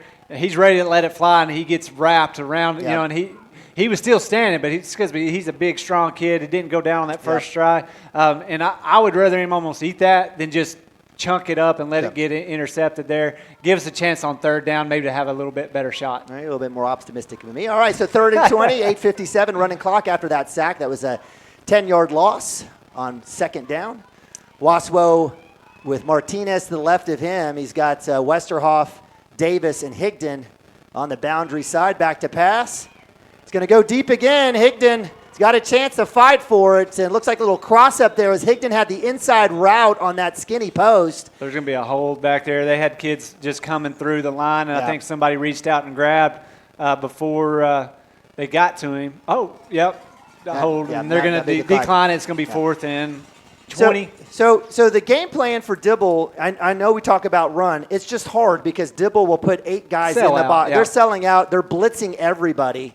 And this is not just a deal about Cashion. This is what they've done all season, which is going to get them in trouble later on in the playoffs. But the situation is, I like what we're doing here. Back to punt is Waltman. That one is not blocked. That one's got a good spiral. And it'll be Maddox. It gets suplexed. Great job there by the sophomore, throwing the bigger Maddox to the ground, showing his WWE. You could see the Demon fans. They were getting all excited. They thought, this could be our boy Austin Maddox going 45 for a touchdown on a punt return, and then it was just Austin Compton grabbing his waist and throwing him over his shoulder, fireman style. So 1st and 10. The ball is now on the plus side for the Demons, right around the 38. So again, for the Demons, they've been on the plus 36, plus 26. They've been on their side, the 36 and the 45, and this time, again, celebrating fantastic field position based on some of those tough sacks and penalties. So with that, Wildcats back on defense, 8:31. It'll be Cresswell in quarterback, Jag Norman to the left of him. Fullback is number 31, that's Ryan Oliver. Back to pass on the out, caught by Austin Maddox. Good ball. We talked about Cresswell. Again, I really like his delivery, and he's got a good receiver there in Austin Maddox. And there's really nothing that Davis could have done on that particular play. Yeah, Maddox did a good job of just running, pushing Grayson off that line of scrimmage, break down, go to the sideline, and their timing is spot on that pitch and catch. Back to pass again. He's going to look for Maddox on the double move. Davis gets pushed down. The ball is up, and it's in and out of the hands of Maddox. So good play call. This is absolute elementary football. You work him on an out, and then you work him on an out and up. And we saw it. Davis slipped a little bit there. Quite a bit of contact as the bigger Maddox kind of basically pushed Maddox or Davis down. And so it'll bring up 2nd down and 10. So let's see what the Wildcats do here on defense. 8:20 with a clock stop. Looks like they're going to try to. Looks like the. Hopefully Maddox is okay. He came off the sideline after that play. After he went past the end zone over there. There's a little bit of a drop off. Hopefully he's okay. Yeah. Wildcats back in D. 5-man front. Hand off to Norman. And good run there. That's going to be a big chunk play there as Westerhoff is able to come up from safety spot to get a tackle. Yeah, and, whenever you see kids reaching out to grab with a hand in a jersey against Norman, that's not a good day. You got to be able to put a hat on him, put a helmet, wrap up. If you're grabbing with your hands, it's not going to be a good day. That time right there, good job coming up and getting in his legs and being able to bring him down. Yeah, I'm going to give credit there. Travis Loofholz kind of held up the line on that side, and Jag Norman had to run into his lineman. And was that who came in and make that tackle? Was that Austin Compton? I think so, or Caleb Durant came in with that tackle. So thank you, producer extraordinaire Jackson Drake. Spotter. 4th and 1. Wildcat, no doubt here for Coach Norman. And they're looking for an extra player to go out there. I'm not sure if they need him. They're going to have to call timeout. So Wildcats on defense will catch a break. We'll take a timeout ourselves as the Norman and the Demons take a timeout. We'll be right back right after this.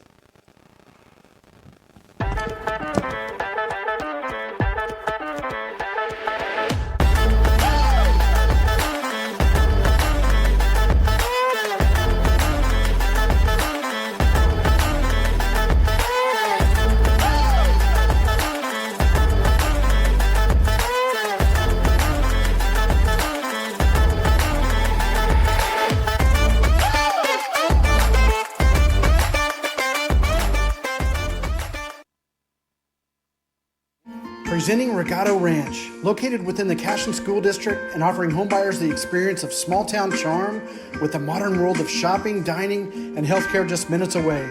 Situated east of Highway 74, Regato Ranch boasts 1-acre home sites with privacy and ample space to retire or raise a family. To build your next home from the ground up or to inquire about new properties currently for sale, contact Brandon or Shannon Cotter with Iron Creek Homes and C7 Realty. Come find your forever home at Regato Ranch. And go Wildcats! All right, welcome back. 4th down and 1, second quarter action. Demons in plus side from it's like the 13. Jag Norman, the senior, will keep it. He's locked up at the line, and if the Wildcats, do they get a stop? They got enough, and they only needed about a half a yard, and there was already a push from the front line there, and he was able to jump. I mean, still a good. I mean, only about a 2-yard gain there for Jag, but enough for the first down. But and if you're looking for many victories, the Wildcat D line and linebackers definitely playing a lot better than those first 2 or 3 drives here. Again, the Dibble Demons executing on plus side the entire game, have taken advantage of it. So Cresswell comes back out. It'll be Jag Norman back to the running back spot. A lot of Wildcat. We got Riker Johnson, Grayson Davis at corners, Max Higdon, Westerhoff at safety, Carlos Martinez, Austin Compton, and Caleb Durant at linebacker. Keeper roll out to the right. We try to look for that outside pass, and that's caught there. Good job there by number 13, Trey Ott, the junior, with the catch in the back corner. And great play design there by Coach Norman. Had a rollout. We talked about Cresswell in the pregame. He's got good feet, throws well in the pregame, throws well on the run. Had plenty of time, took his time. He's got good demeanor, put a nice ball out there for Lott to go up and catch it. And so that'll be a touchdown. That one, again, going for about 13 yards. Yeah, and you had Rocker Johnson running right there, right on the heels of Ott, but he just had enough separation to give Criswell an opportunity to thread one in there, and he did for the Dibble touchdown. Yeah, no pressure there by the Cashion defense. Extra point is flipped out. They're going to try to throw it. It's knocked down. So good job by Compton. He's been fantastic in that space. And so looks like the extra point is no good. And that was a legal play, as you can kind of stop and flip that one out. That one went out to number 6, Miguel Partida Morales. Intended pass no good, as Compton showing you those leaps going up there to knock that one down. Is he a basketball player too? I don't know. Speaking of basketball, the boys and girls will start play December 1st at home. Looking forward to a season for the girls. They were a Dale game away from Macon State, a team that went on to win state, Dale Pirates, Lady Pirates. And the Wildcat boys, again, were in area finals or consolation play, just losing out. And so it'll be a rebuild, or not a rebuild, it'll be a restart for the girls team as they return most to everybody. And then, in essence, for the boys team, it'll be kind of a mix, as they will be calling on a few players to kind of step up. Guys like Carson Gump, putting some work in on the basketball side of things. You'll see some. He'll be a new face to see this year for the Wildcat basketball. So with that, 6:51, that last drive going all of 38 yards for the touchdown. 30-8 here with 6:51. Wildcats will have to kick off, so doing something with this will be very important. Bundle or jumble kickoff return, not there. There's a back out. Again, deep will be Martinez and Davis for the Wildcats. Davis has had the last few. The lefty will go this time to Martinez over his head. He's going to have to get that one. That's going to roll to the 4. He's going to cut back. Inside move, still on his feet. And can't have that. So with that, the Wildcats will take over right around, it looks like, 14-yard line. And I don't know how close he was to the sideline over there, but if you can get out of bounds, reach in, grab the ball, you get it on the 35. Yeah. And a lot of times you see kids pick up the ball right next to the sideline. In that situation, what you want to do is you want to step out of bounds, grab the football, and that in essence puts the ball out of bounds. Yep. And that's a penalty, and you get it on the 35. All right, so 1st and 10, 6:47. We've seen this story quite a bit. The Wildcats on their own 14. Waspo back to pass. He's going to a little screen play. He's got to throw that ball. Wide open. Westerhoff was wide open. And you had Tommy out in front. Yeah. You had Big Waltman out there. If you could have got the ball to him with a chance to turn around and make a play, make one guy miss, it would have been a lot of green grass, or a lot of dead grass, I guess, for him to really make a play and make something happen. I don't know about mechanics or anything in that situation. I know he was throwing back foot. He's been short on a lot of his shorter passes tonight. That one, if he just puts one out there, Westerhoff has a chance to go. Finesse. Yeah. Yep. All right, Waspo back to pass again. He's going to go the out. Higdon. Higdon in and out of his hands. Got to catch it, son. Looks like he took a big hit there. And it would have been enough for about 7, 8 yards. No, you'd have been about 2nd and 2 right there. And so, Max has got to see that ball in, catch it with your hands, tuck before you run. All right, so 3rd and 10 with the incompletion. So short on the screenplay. Great call there. Another great call there. Great route by Higdon, just in and out of his hands. He's had a tough night tonight. So we're going to have a timeout, officials timeout, another one. I'm not sure what's going on here. This time he's going to come over to the Dibble bench. And it looks like it's going to be go get something. I don't know what the story is. I guess somebody with their car lights on. They're telling the band to kind of shut her down. To me, but man, the band can play, right? No, they can do what they wanted. So I guess it is on the band. He said stop playing when they're on offense. You can play, right? You can play the band. You can't. Well, you have to stop when. I mean, it's like music, playing music over the PA. Huh. All right, so 3rd and 10. Appreciate our officials. Back to pass. Waswo is looking to his right. He's got a deep throw. Westerhoff. I'm confused. Walk me through that last play. Well, I'll tell you what I saw was Westerhoff comes wide open right there, and what you want Ethan to do is just step up, throw that ball, deliver a pass, and he kind of threw it really high, right in between two Wildcat defenders or receivers, right to where the guy was kind of playing in between them. You want to step in, make a good throw to that inside seam because that safety kind of bailed out. He did. Throw it to him, let him get the first down, and make the guy miss and go score a touchdown. Waldman with a huge punt. Got a great Cashion bounce. That's going to roll all the way to the 45 on the Dibble side. So give credit to the senior, Benson Waltman. He's been fantastic all year punting the ball. And that one helps out the Wildcats as they were deep inside the red zone on the opposite side. So a tough play situation. Both Davis and Westerhoff. Westerhoff was wide open in the seam, and it looked like it was kind of a jump ball or a guess, just kind of a guess there on who and where to throw it to. But ultimately, Wildcats did have two guys wide open in that situation, and it was the Dibble player who came up the closest, number 5, Ed Perez, the junior linebacker, back out in coverage. Just going back and looking at it, I mean, there was a kid that got right into Ethan's feet, but it was after the ball had come out, and I don't know if it kind of slipped out of his hands or what, but it looked like he was rearing back to throw it deep down the sideline. When he had a guy right down the seam, that would have been a little bit better option. So Wildcats finally get the Demons in their worst starting field position of the night on their own 45. That's their worst of the night. And it's Travis Luff with the offsides there. Travis has been fantastic. He's actually come up the last few games, played really, really hard. Has certainly done a great job on defense. Was a leading tackler in a game or two. So with that, that'll be an easy 5 there. It stays 1st and 5 here. Now at the 50, Cresswell by himself in the backfield. Pressure's on. He's going to go deep across the middle. Coming up is Austin Maddox still on his feet. He's going to break 2 tackles as Westerhoff and Austin Compton can't do it, and it's Austin Maddox on a 50-yard touchdown pass. Yeah, and that time Compton went to make the tackle, grabbed the hand warmer of the receiver, and it was almost like a flag, the little breakaway flag football. He came away with the hand warmer, and Maddox was able to stay on his feet and keep going for the touchdown. Yeah, well. Not sure why you got a hand warmer on a 60-degree night, but you look cool. It worked. It worked. It did. It worked cool. Yeah, that's absolutely. Extra point on. Wildcats down 36-8. Extra point is up, and it's good.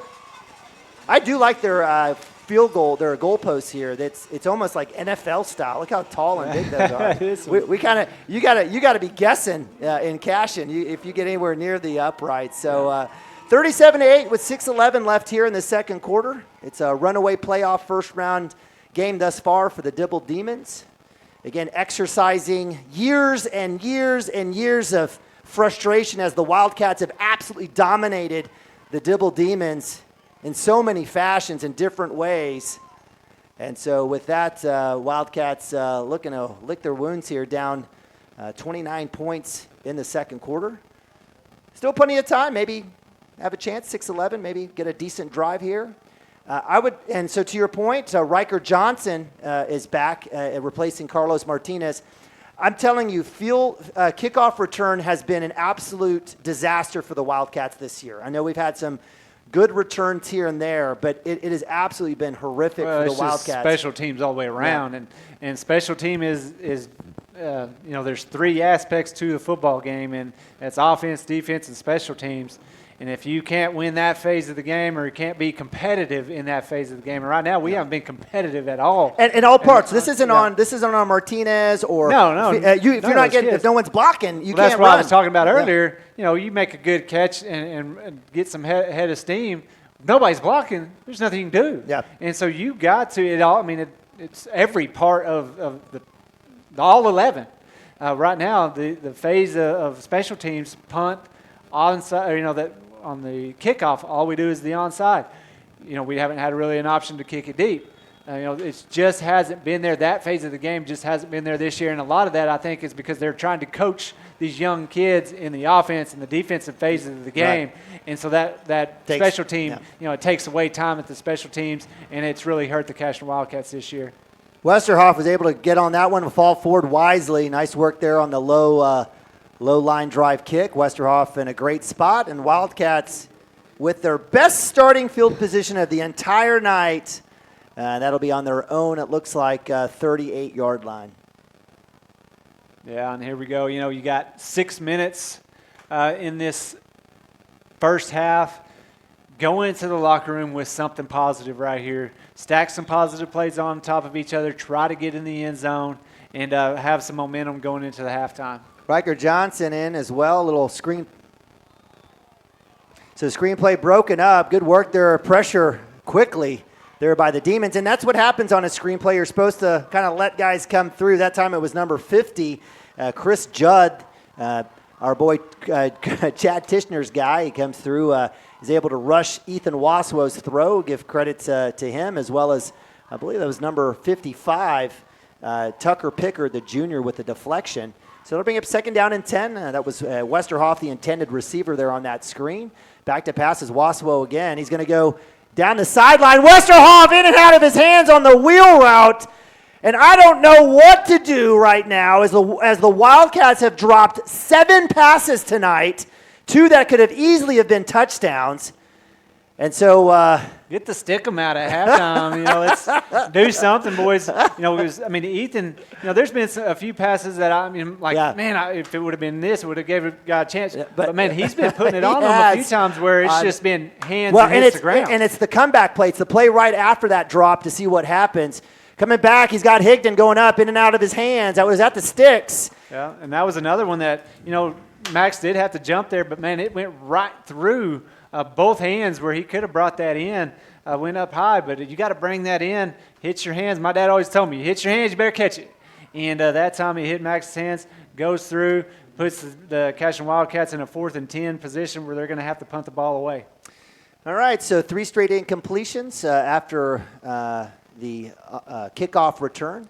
Waltman with the punt, right boot. It's going to go to Maddox. He's going to come up, he's going to fumble it. Wildcats have a chance, still loose ball. And we got it. Did we get it? Yes, sir. Let's see, we had Riker Johnson over there, Westerhoff, and it looks like it will be Wildcat football.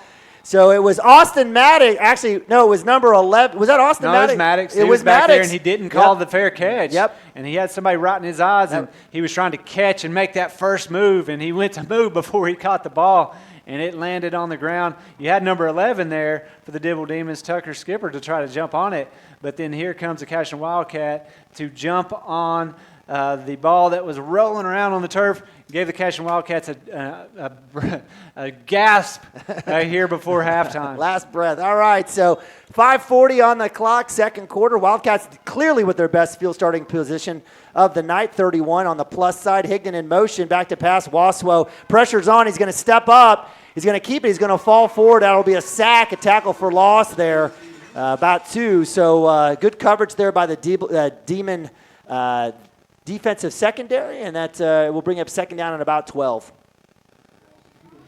So with 5:22, clock stops. Yeah, we've kind of abandoned the running game. So, like you said, though, they're stacking the box and bringing pressure almost every single play. So, the Cashion Wildcat coaches are looking at that and just trying to, exploit what they're giving you. And right now they're, with that style of defense, should have some openings. We've seen the open receivers. We just haven't been able to capitalize. Little tunnel screen. Higdon free! 10-5 touchdown! Max Higdon, great ball from Ethan Waswow. And that is the second second hookup of the night for Ethan Waswow, this time to Max Higdon. He catches that one, and he puts on the Jets for a 38-yard touchdown run, or touchdown pass. Yeah, and that was just a little tunnel screen where he snuck in behind some of those receivers getting out in front of him, and whenever he caught it, he saw a seam, and he put his pedal to the metal, and there was no catching him. And that's the speed, and that's the potential that I've seen in Max Higdon all year long. It just hasn't had an opportunity to really show that, and after that catch, he was able to put it in gear and get into the end zone. Coming back and inside, throw was short and outside. The intended receiver was Westerhoff on that one. So the 2-point conversion, no good. But Wildcats get a great punt from Waltman. It's fumbled by the junior Austin Maddox. That one ends up getting in the hands of the Cashion Wildcats at the 31-yard line. And after an incompletion, it was Max Higdon on the tunnel screen. And I tell you what, again, outside of the outcome of this game, if the Demons move forward, that's the kind of stuff against a average team that's absolutely going to destroy them later in the playoffs. I mean, the Wildcats have been running free all night. And so Wildcats do get the hookup and the touchdown. And just going back and looking at that play on my phone, there was an opportunity for the Dibble Demons to come up and knock that ball down coming off the edge there, and it was able just to sneak over him. Max caught the ball, was able to get up the field for the touchdown. Yeah, great block out there up top as well. But what I'm seeing there is, and that's what Coach Shackelford and the offensive coaches are looking at, is they're bringing all that pressure. If you can just get a guy open, get him the ball in some space, there's nobody to tackle him deep because they don't have anybody back there. And that's what we've seen. We've seen guys running free in the secondary because we have receivers that can get open. It's just we've seen drops, we've seen misthrown balls, and just things, like I said, were just unforced errors and that we're doing to ourselves. If we can just clean those up, this ballgame would be a lot closer. I agree. All right, so 4:53 on the clock. This has been the longest playoff game I think I've ever been a part of. It feels like we've been here for about 10 years. So we still have about 5 minutes left here in the second quarter. Wildcats cutting that lead. And it's not like they've thrown the ball a lot. It's just, it's not taking them long to score with short field position. Short field, yeah, that's exactly right. So Waltman looks like he will be kicking off here from the 40-yard line. It's on the tee.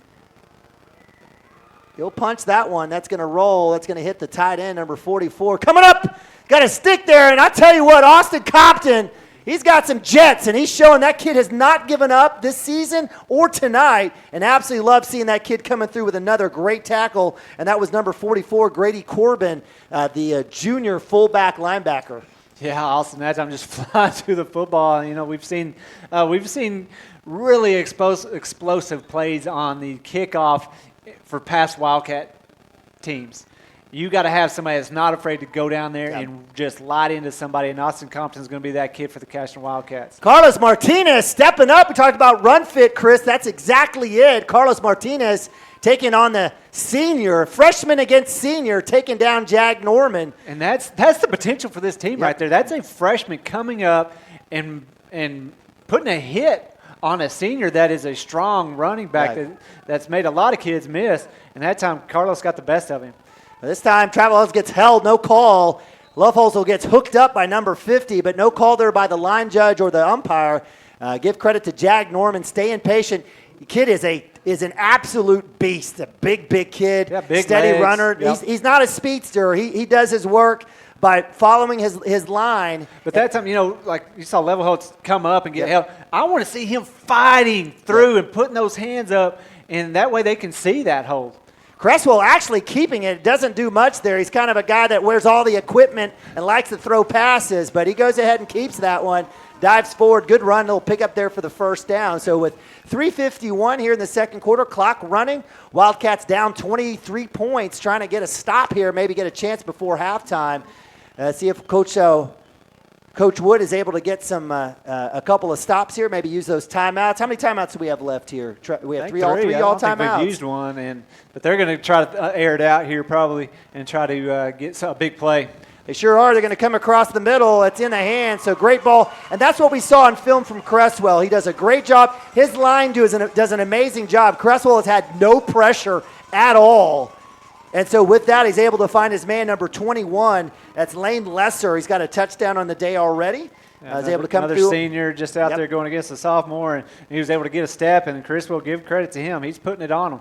Pressure's coming. Across the middle is too high, so give credit to Austin Compton on that linebacker blitz from the outside. Cresswell's, it wasn't necessarily like he was rushed, but he kind of feel it, he kind of see it, and rush that throw. The intended receiver was Austin Maddox. Grayson Davis in coverage there as that went over the junior's hand. So Wildcats flexing a little bit here, 2nd and 10. This time, this is on the Cashion side, right around the 34. Wildcats in that 5-man front. Jag Norman comes up. We're going to get outside. Carlos Martinez, Caleb Duran, big tackle. Nice job there. And after those first 3 possessions, really I haven't seen much from Jag Norman. It's been the Criswell show since then. Yeah, and that time, Criswell does a good job of, finding the open receivers. But the thing is, if you have plenty of time, you're going to have, he's a good enough quarterback to where he can find the open guy and put it on him. The one mishap that they had on this drive was because you had Compton coming in his face and being able to get up there and really put pressure on him, and that's what the Cashion Wildcats are going to have to do if you're going to be able to slow him Criswell down. rolling out in his face. Compton going to slag him down. That's the Compton. That's a sophomore taking on Jag Norman. Jag's like, I don't know what to do. This kid is too fast. And Compton gets knocked down, comes up, and slings Criswell for a big TFL. And that's exactly what I was just talking about. You got to bring pressure, get into Criswell's face. If you let him roll out there and have all day to find a receiver down the field, he's going to be able to make completions. Compton that time just has a motor. He was on the ground at one point in that play. Yeah, he was able to get up, find that quarterback, and get to him and bring him down for the big sack and set him up on a 4th and long. That was big-time play. That's going to take Jag Norman out of the situation here. Most likely Coach Norman won't be handing off as the Wildcats have bowed up and have been able to slow down the huge difference maker at running back. And it'll be up to Criswell here, and he's been fantastic. The kid, when he sets his feet, he's been fantastic. On the roll, he's been fantastic. Wildcats able to get a big-time play there as Austin Compton, the kid with no give-up in his name, comes out and gets a huge tackle in TFL. And I'll bring up 4th down and 17. Obviously, I can't imagine Coach Norman not going for it in this situation with 2 minutes left. He's been able to buoy his defense. He's been able to kind of essentially bully the Cashion Wildcat offense. Let's see. It looks like they're going to roll back out with Criswell, so they are going to go for it. I don't think we're going to see a quick kick here at all. No, they're going to try to throw it down. They think they've got enough, good they do. athletes on the receivers and a good quarterback that can throw the ball down the field. And they're going to try to probably try to run a few route combinations to get Maddox open, maybe on the corner route over here on this side. So Davis over here checking out number 31, Ryan Oliver, who's just a decoy. Let's see what happens here. Wildcats staying bunched in pretty close. Criswell, empty set, 5 wide, back to pass. Pressure on up the middle. He's going to go deep. He's got the out. Davis with the breakup. Freshman winner on that play. Wildcat youth movement growing up here in the playoffs, showing out. That was Westerhoff, but still. Oh, Westerhoff, a sophomore. We'll give it to the sophomore, but I love it. Wildcats are able to make the difference, knock it down, making plays. Play after play here, growing up right in front of your face. This is a senior-laden Dibble team, and absolutely showing up here. The Wildcats get it back with 2:11 left here in the second quarter. Now let's go down the field, get a big play here. We've got 2 touchdowns in this first half. Let's try to stack on here with 2 minutes and 11 seconds. All right, empty backfield for Waswo. Back to pass, looking for the tunnel. Going to go. There He's got a wide open Westerhoff. That is 4 dropped passes. Westerhoff wide open. Great job there with the sellout on the tunnel screen that was going to go to Higdon. Westerhoff let go and had an opportunity. That was junior Ed Perez, who was absolutely beaten. And the Wildcats have to. I mean, you got to think. There's probably 3 touchdowns that we've dropped. You put 21 points on the board right now, and we're 2 points behind this game right now. Yeah, again, this is why I don't think Dibble goes very far in the playoffs at all. Ethan Waswo, empty set again, 2:04 on the clock, back to pass again, pressure up the middle. He's going to go across the middle, that one's short. Higdon was there, he was open, had a step on number 5, Ed Perez, and that's where Waswo's got to step into that thing and let it go. Yeah, or just lay it out there as he's coming across the field. There's nobody deep, and just lay it out there. There's plenty of room to let him run under that. Or step in and just put it in his face mask and make him have to catch that ball. All right, so after the incompletion, it's 3rd down and 10. Wildcats sitting at the 40, looking to get another score here before the half. 5 wide. Demon faithful up and at it with their cowbells. It's getting loud around here. I love it. This is playoff football. Wasso with the snap. Pressure up the middle again. He's going to get hit. He's going to go down. He hit him across the face mask. He did. He came across up top. No legal shot to the head there. No call there by the umpire. And if you're following high school football this year in Oklahoma, the umpire and the referee are both in the backfield. That time in the old setup, I got to believe the umpire sees number 54 coming through. I believe that was 54. Ezekiel Lopez, another senior, with a club shot to Ethan Waswo's face mask. But nonetheless, tackle for loss, and they'll bring up 4th down.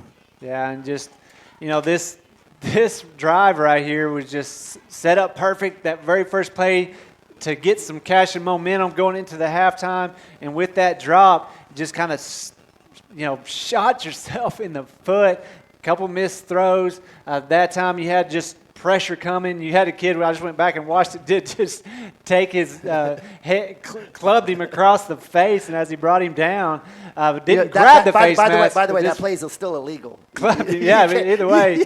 But the thing is with all the kids that we have just running free in that secondary, Dibble is not doing anything to try to stop that. We start catching some footballs, we get back in this football game. I mean, the thing is, like I said, we've had 3, give me touchdowns. I'm being conservative.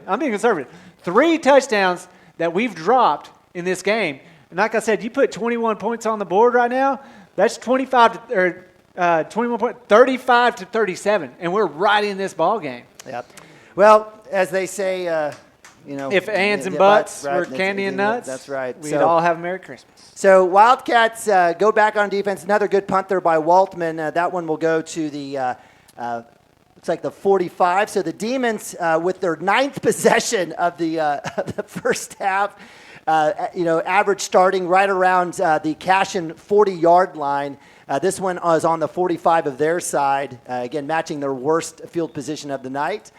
It'll be Cresswell in the back. I've been really impressed with that kid as just a sophomore. He's one of the youngest kids on the team as a starter. Pressure with Love also across the middle, going up high. Maddox beating his man across the middle. That was Grayson Davis, and he's been wide open. And that play has been set up not just in this game, but in every game. That deep post, give credit to the offensive line for the Demons, giving him plenty of time to find that guy. That deep post play. But that's the thing, like Grayson, set up on that inside shoulder.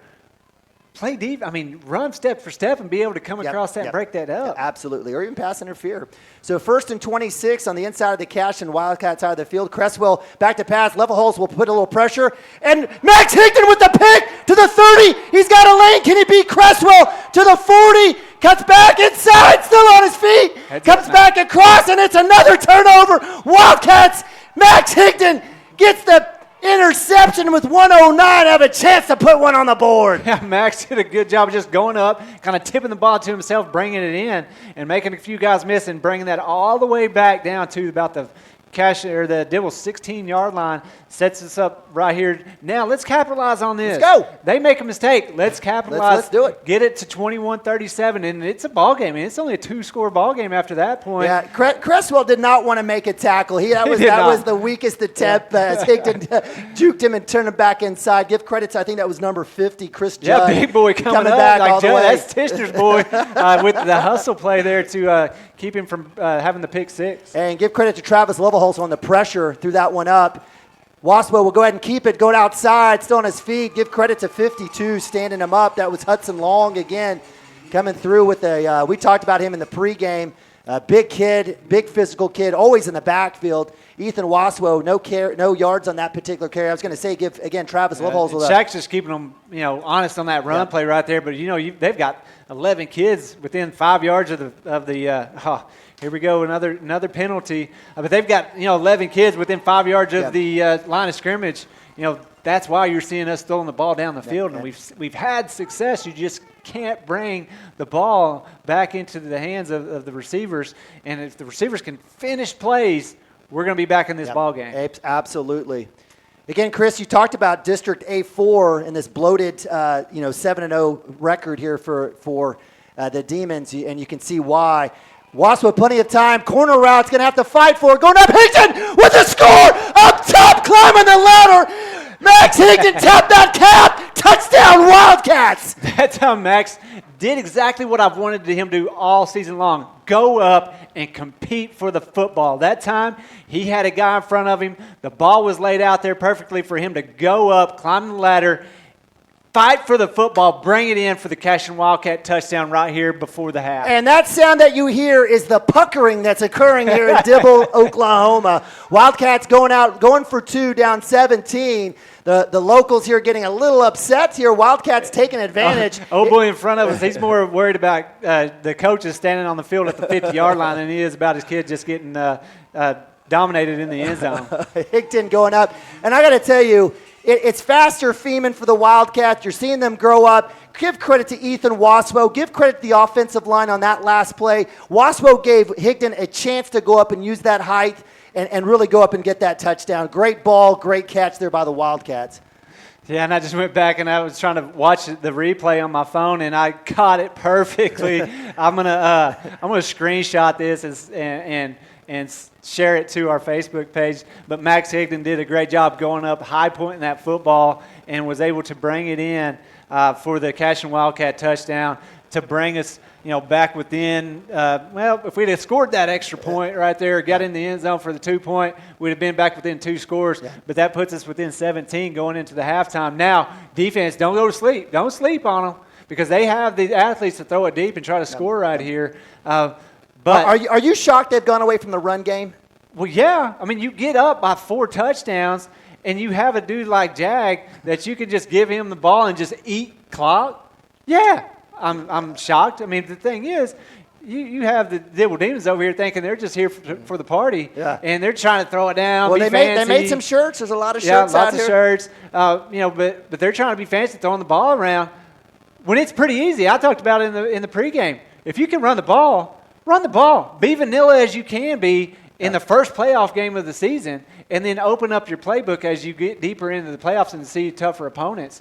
And, they kind of outsmarted themselves trying to throw the ball and be fancy and give the Cashion Wildcats a chance to kind of crawl back into this football game. Waltman on to kick off. He's going to send this one deep. It's on the tee, intended most likely as Grady Corbin, the junior tight end fullback. Looks like he's going to go ahead and get that one as well. He's going to run up. He's got a small lane. He's met there by... Was that number, who do we see there? Is that number 67? Was that Jacob Reese on that tackle? It was, thank you. Our spotter and producer, Jackson Drake, thank you. So Wildcats back out on defense. Last one was spurred by the fantastic interception by Max Higdon. Again, give credit to Travis Loveholzer with the pressure on Cresswell. Then it was the return all the way down to the 15-yard line, where then the Wildcats took over in an absolute dime from Ethan Waswo to Higdon for his second touchdown of the night. And the Wildcats back on D, 32 seconds. Cresswell, empty set, pressure on. Carlos Martinez in his face, going to throw it up. Picked up, oh my gosh, ran in and out of his hands. Higdon was there, and if Higdon catches that, he had running lane. All day on that left Oh side my right God, there. Cresswell with pressure in his face has been absolute disaster. Wildcats with the delayed blitz on that right side between Loveholzer and Martinez throws up a prayer, and the best players to get that one in anywhere near were Caleb Duran and Higdon. So and I want to say that was almost the same exact one of the same exact plays that they ran earlier that didn't really go their way because you got pressure in that quarterback's face. That's the key right here. Get pressure on him, and he is not accurate, and that's what we're seeing. But right there, if I'm the Dibble Demons and I'm the head coach, Richard Norman, is that his son by any chance? It's got to be. It's got to be. Hey, give it to your boy. Hey, bud. You can play nepotism. You're Give it to my him. You're my boy, Blue, and we're going to ride you to the victory tonight because, I mean, right there, you see it. Just give him the ball. You're picking up 10 yards, and the dude's pissed. He's like, give me the ball. Let me eat. Quit throwing it around. And the Cashion Wildcats, were able to really climb back in this ball game with the fact that they went away from that run game that they could just lean on. So here we go. Cashion Wildcats go into the locker room with a little bit of momentum. All right, so with that, the cowbells are out. It's time to get you a hot dog. Go get refreshed, recharge the iPad.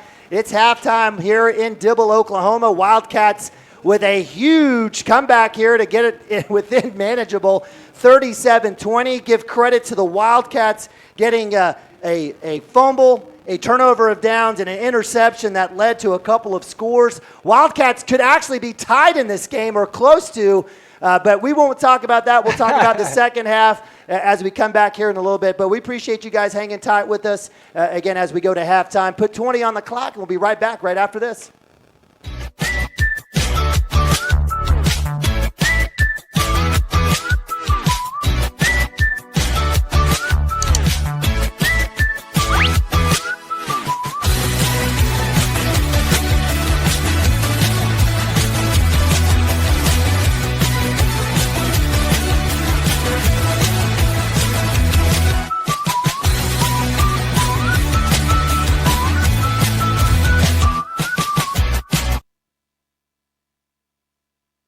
Founded by Jesse and Amy McCracken, Rural Pest Solutions is a Cashion-based, family-owned and operated company. Our focus is on providing the highest level of customer service while effectively treating many common invaders, including spiders, ants, roaches, mice, mosquitoes, fleas, ticks, and termites. Flexible scheduling and superior customer service are our top priority. Call us today to schedule your appointment. 405-283-6565. For 31 years and counting, Community State Bank has taken great pride in being your hometown bank. With branches located in Cashion, Dover, and Hennessy, CSB strives to reflect the small-town hospitality these communities are known for. Our friendly staff is here to serve you and provide one of the best banking experiences around, equipping our customers with the latest in banking technology combined with a personal, down-home relationship. Come into one of our local branches or visit us at www.mycsb.com. Community State Bank, small-town banking, the way it should be. Member FDIC.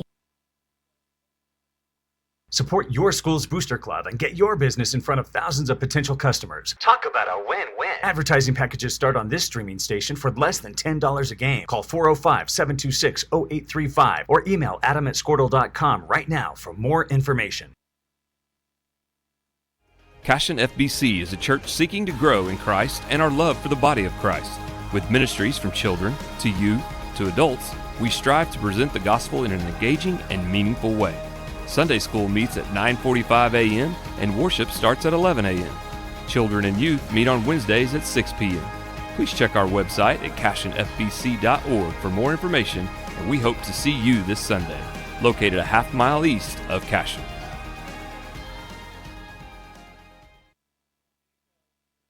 Looking for a solution to your water well problem or just needing a new well drilled?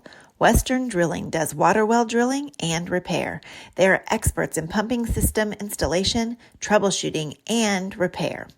Western Drilling works with domestic, ag, and irrigation wells. Give them a call today and explore all the solutions. Western Drilling supports Cashion High School. Go Wildcats!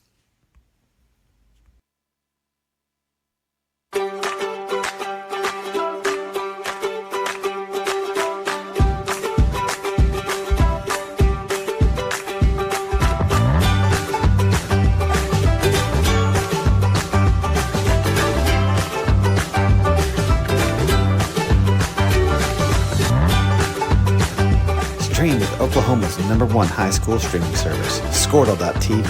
Find out more at squirtle.com/stream.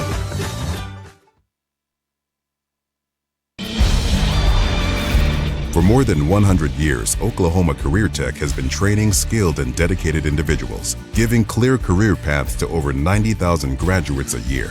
These individuals are the heartbeat of the Oklahoma workforce, serving thousands of companies, fueling this state's economy.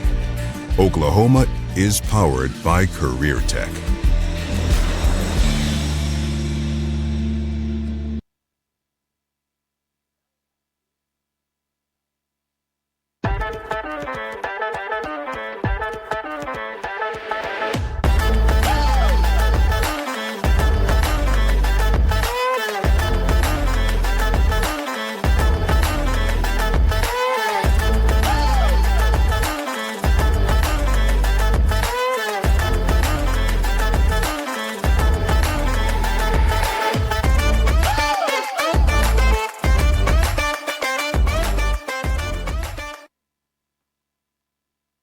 Presenting Regato Ranch, located within the Cashion School District and offering homebuyers the experience of small town charm with the modern world of shopping, dining, and healthcare just minutes away. Situated east of Highway 74, Regato Ranch boasts 1-acre home sites with privacy and ample space to retire or raise a family. To build your next home from the ground up or to inquire about new properties currently for sale, contact Brandon or Shannon Cotter with Iron Creek Homes and C7 Realty.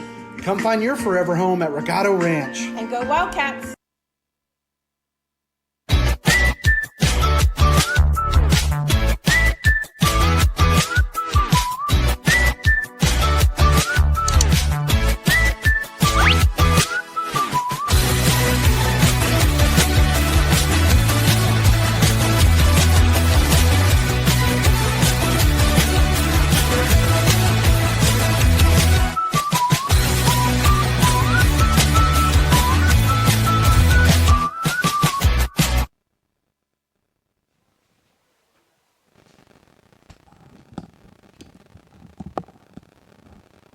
All right, welcome back, Cashion Wildcat TV. It's halftime here in the Class A 2023 playoffs. First round as the Wildcats are on the road at Dibble.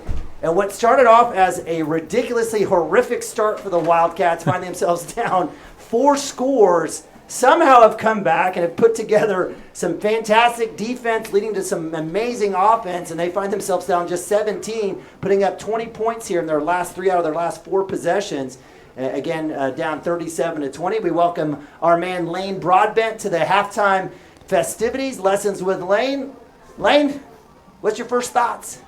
I can't believe we've dropped that many balls. And it's nothing against the kids, man. For some reason, we've dropped 4 or 5 kind of game-changing balls. Get the stick 'em out at halftime. I know. Let's figure it out, you know. But And Max has had a rough first half as far as receiving, but he was phenomenal on defense. Yes. That pick he had, and they almost had another pick here. If Caleb would have let it go, I think Higdon is still running. Yep, I know. Yeah. So I mean, that's why we were just talking. I was like, Max completely redeemed himself after that drop. You know, you bet. He's had a few drops, but man, the interception almost returned for a touchdown. The big tap. Yep. I got you. Little guy in the end zone. And Max has had a very, very good year as far as just consistent catching the ball on, and just tonight was. And Westerhoff too. I mean, he's been consistently catching the ball. Yep. Westerhoff. Yeah, you bet. Westerhoff had 2 or 3. drops Yep. tonight that would have been walking touchdowns. Right, man. Them Dibble kids can hit. Yeah, they're aggressive, and if we can get a screen pass to work, we could do a little bit of damage there too. What's happening there? What's happening on those? I mean, Ethan has been I think really strong on his deep throws tonight. You bet. What's happening on the screenplays? What are you seeing? I don't know. I can't see it. None, our screenplays haven't worked all year long. I think this is the most touchdowns that Ethan's thrown this year in a game. In a game. Yeah. Well, and so we got the second half coming up too. Out. So we've got. I mean, they're selling out to stop the run and just bring pressure, and kids are running free. Yep. But so even before he said, somehow we got back in this ballgame, and somehow they went away from the run. And you start looking at the physicality of this game, and Ethan. I mean, it's not for sissies. Right. He's getting hammered every play, and he's getting.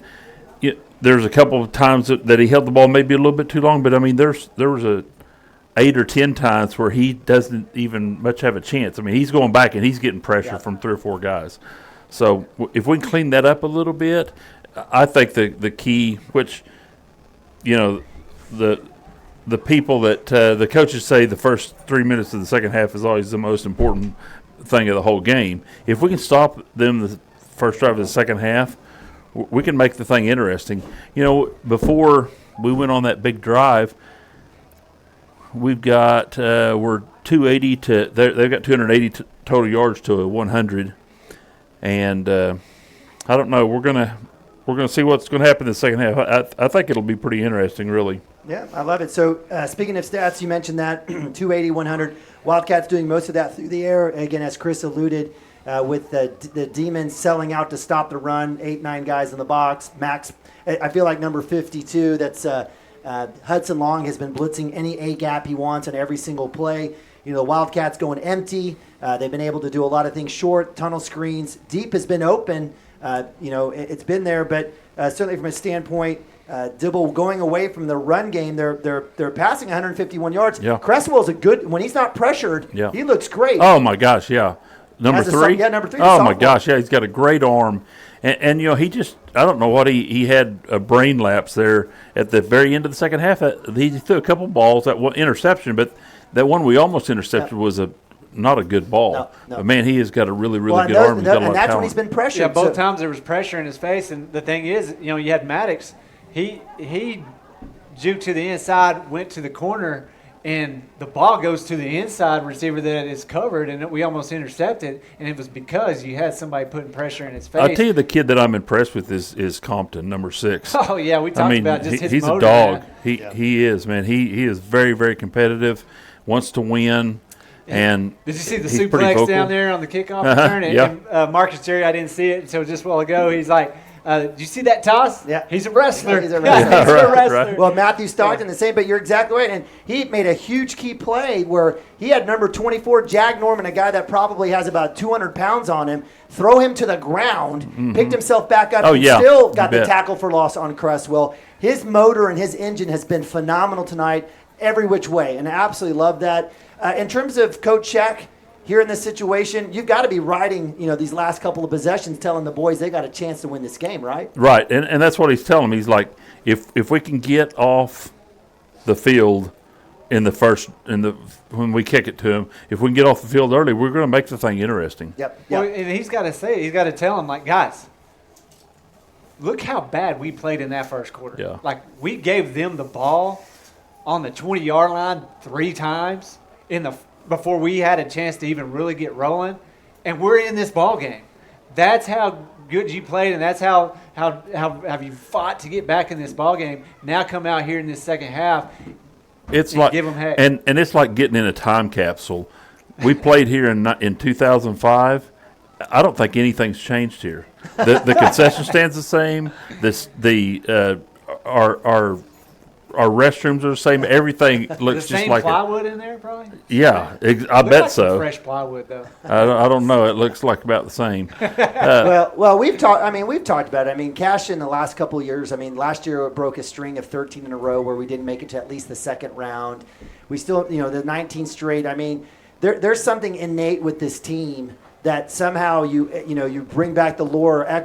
Bring back guys that have played in the past. And we've absolutely dominated Dibble, and you could feel the puckering that was occurring there in the second quarter, where folks were looking around going, "This is our best." As Chris would say, probably Dibble's best team, having to deal with Stratford and Ringling in the last 10 years. Right. And then now this is happening here on their home field when T-shirts were made and cowbells are here, packed house. And it's typical small town football. The opposing fans are yelling at our coaches, "Get off the field!" That's what I said. They're more worried about the coach on the field at the 50-yard line on the extra point than they were about a kid just getting. That's just like me in the crowd yelling 3 seconds in the lane in basketball. So that's just typical. That's going to happen every time. Good stuff. I love it. So Lane, we take a look in terms of stats. Again, it's not happening on the running end. Do you basically say screw it? Let's just open it up and get after it. Well, yeah, and they're just they're very active on the front. I mean, they've got.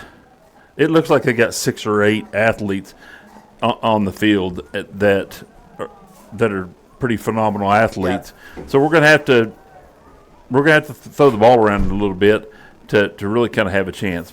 Again, second half is gonna the first 3 minutes of the second half is gonna be key. You know, I know that we don't have a great record, but we played Pawhuska is a playoff team in 2A. Rejoice is going to probably be a semifinalist. Right. We played Woodward, and Woodward's, I give it to them, Woodward's not great, but they're a 4 or 5A team. So we've played a really, really good schedule. Well, and you not mention our own district. Minko. And Chris said it earlier, if you get through our district, that's a good day. Yeah. And we're looking at District A4 this year. This is probably the worst this district has been in a long time Mm-hmm. with Ringling and Stratford. I mean, still kind of there. Actually, Ringling is beating Actually, Crescent. I was gonna say So we Ringling. got to take it back, I guess. Yeah. Maybe A4 is legit, but the idea is that, you know, we're just still not sure. But you're right. We've been tested. This staff, these boys who have been playing, they've been a part of some winning teams, Yeah, you right? bet. So they can certainly play for pride. But here's my thing, though. If you're a coach and you have the players that Dibble has versus what Cashion has, this shouldn't be a ball No, game. no, Cashion shouldn't no, be in this right ball on. game. The coaching staff for Dibble has got to look at themselves in the mirror and go, guys, what are we trying to do here? No. This is the first round of the playoffs. Let's lean on our run game that we have dominated Yeah. and just get to the second round and be vanilla. Right. Then break out the playbook against the second and third round teams. And so, I mean, a lot of this, and the reason that we're back into it, I think, is coaching. Yeah. But the thing is, they let us back in. Now we have an opportunity, and Yeah. some of these kids can get a mindset in their head of like we have a chance. And I turned into a Dibble fan. I was over in the room saying, "Run the ball, Yeah. run the ball." Yeah. I mean they got 40 seconds left in the half, and they're throwing it around. Just run the ball, get to halftime, and You readjust. get the ball coming out of half. Like, Yeah. what are you doing? Just Yeah. run the ball. You have a kid that can probably break one and run it into the end zone. They've got a lot of ability. They I don't know, who do they play if they who plays? They're going to have it's the winner of Woodland and who did I say? Oh my goodness, I just had it up, brother. Who is the team that we played? Walters. Walters. Okay, yeah, Walters is pretty talented. I think Walters has every bit of all the athletes, Oh, yeah, if not uh-huh. more, to match up in this situation. And you know, it'll be interesting. But hey, man, look, I'm not giving up on the Wildcats thus far. Again, they're down 3 scores, 37-20. But from the horrific start where Wildcats fumble on the kickoff, Yeah. have a punt, have an interception, right? All 3 of those leading to touchdowns, short touchdowns. Average starting for the Dibble Demons is on hour 49, right? Yeah. That's their average starting. Surely it's better than that.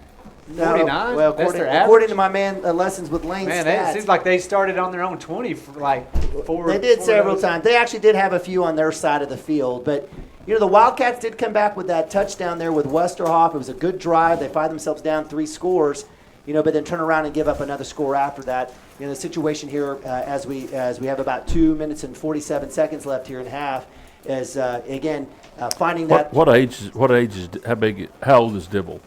Do you know what number 3? What? Yeah, so are they? the only sophomore is the quarterback. Everyone else are juniors and seniors. Okay. They have, I believe, I think the number was 11. 1, 2, 3, 4, 5. They have 5 seniors starting on offense, including Jag Norman, which we've seen. Their line is senior Okay. layman. And then on defense, same situation. Again, you've got a smattering of 1, 2, 3, 4, 5 on defense. as Okay. well. And their skill guys are going to be back next year. I Yeah, mean, Austin Maddox, so impressed with him, for sure. The Yeah. wide receiver for them. Oh, yeah. He did have that fumble on the punt, trying to get a little, I guess, a little show off for himself. But that 3, their quarterback can really throw the solid, ball. absolutely solid.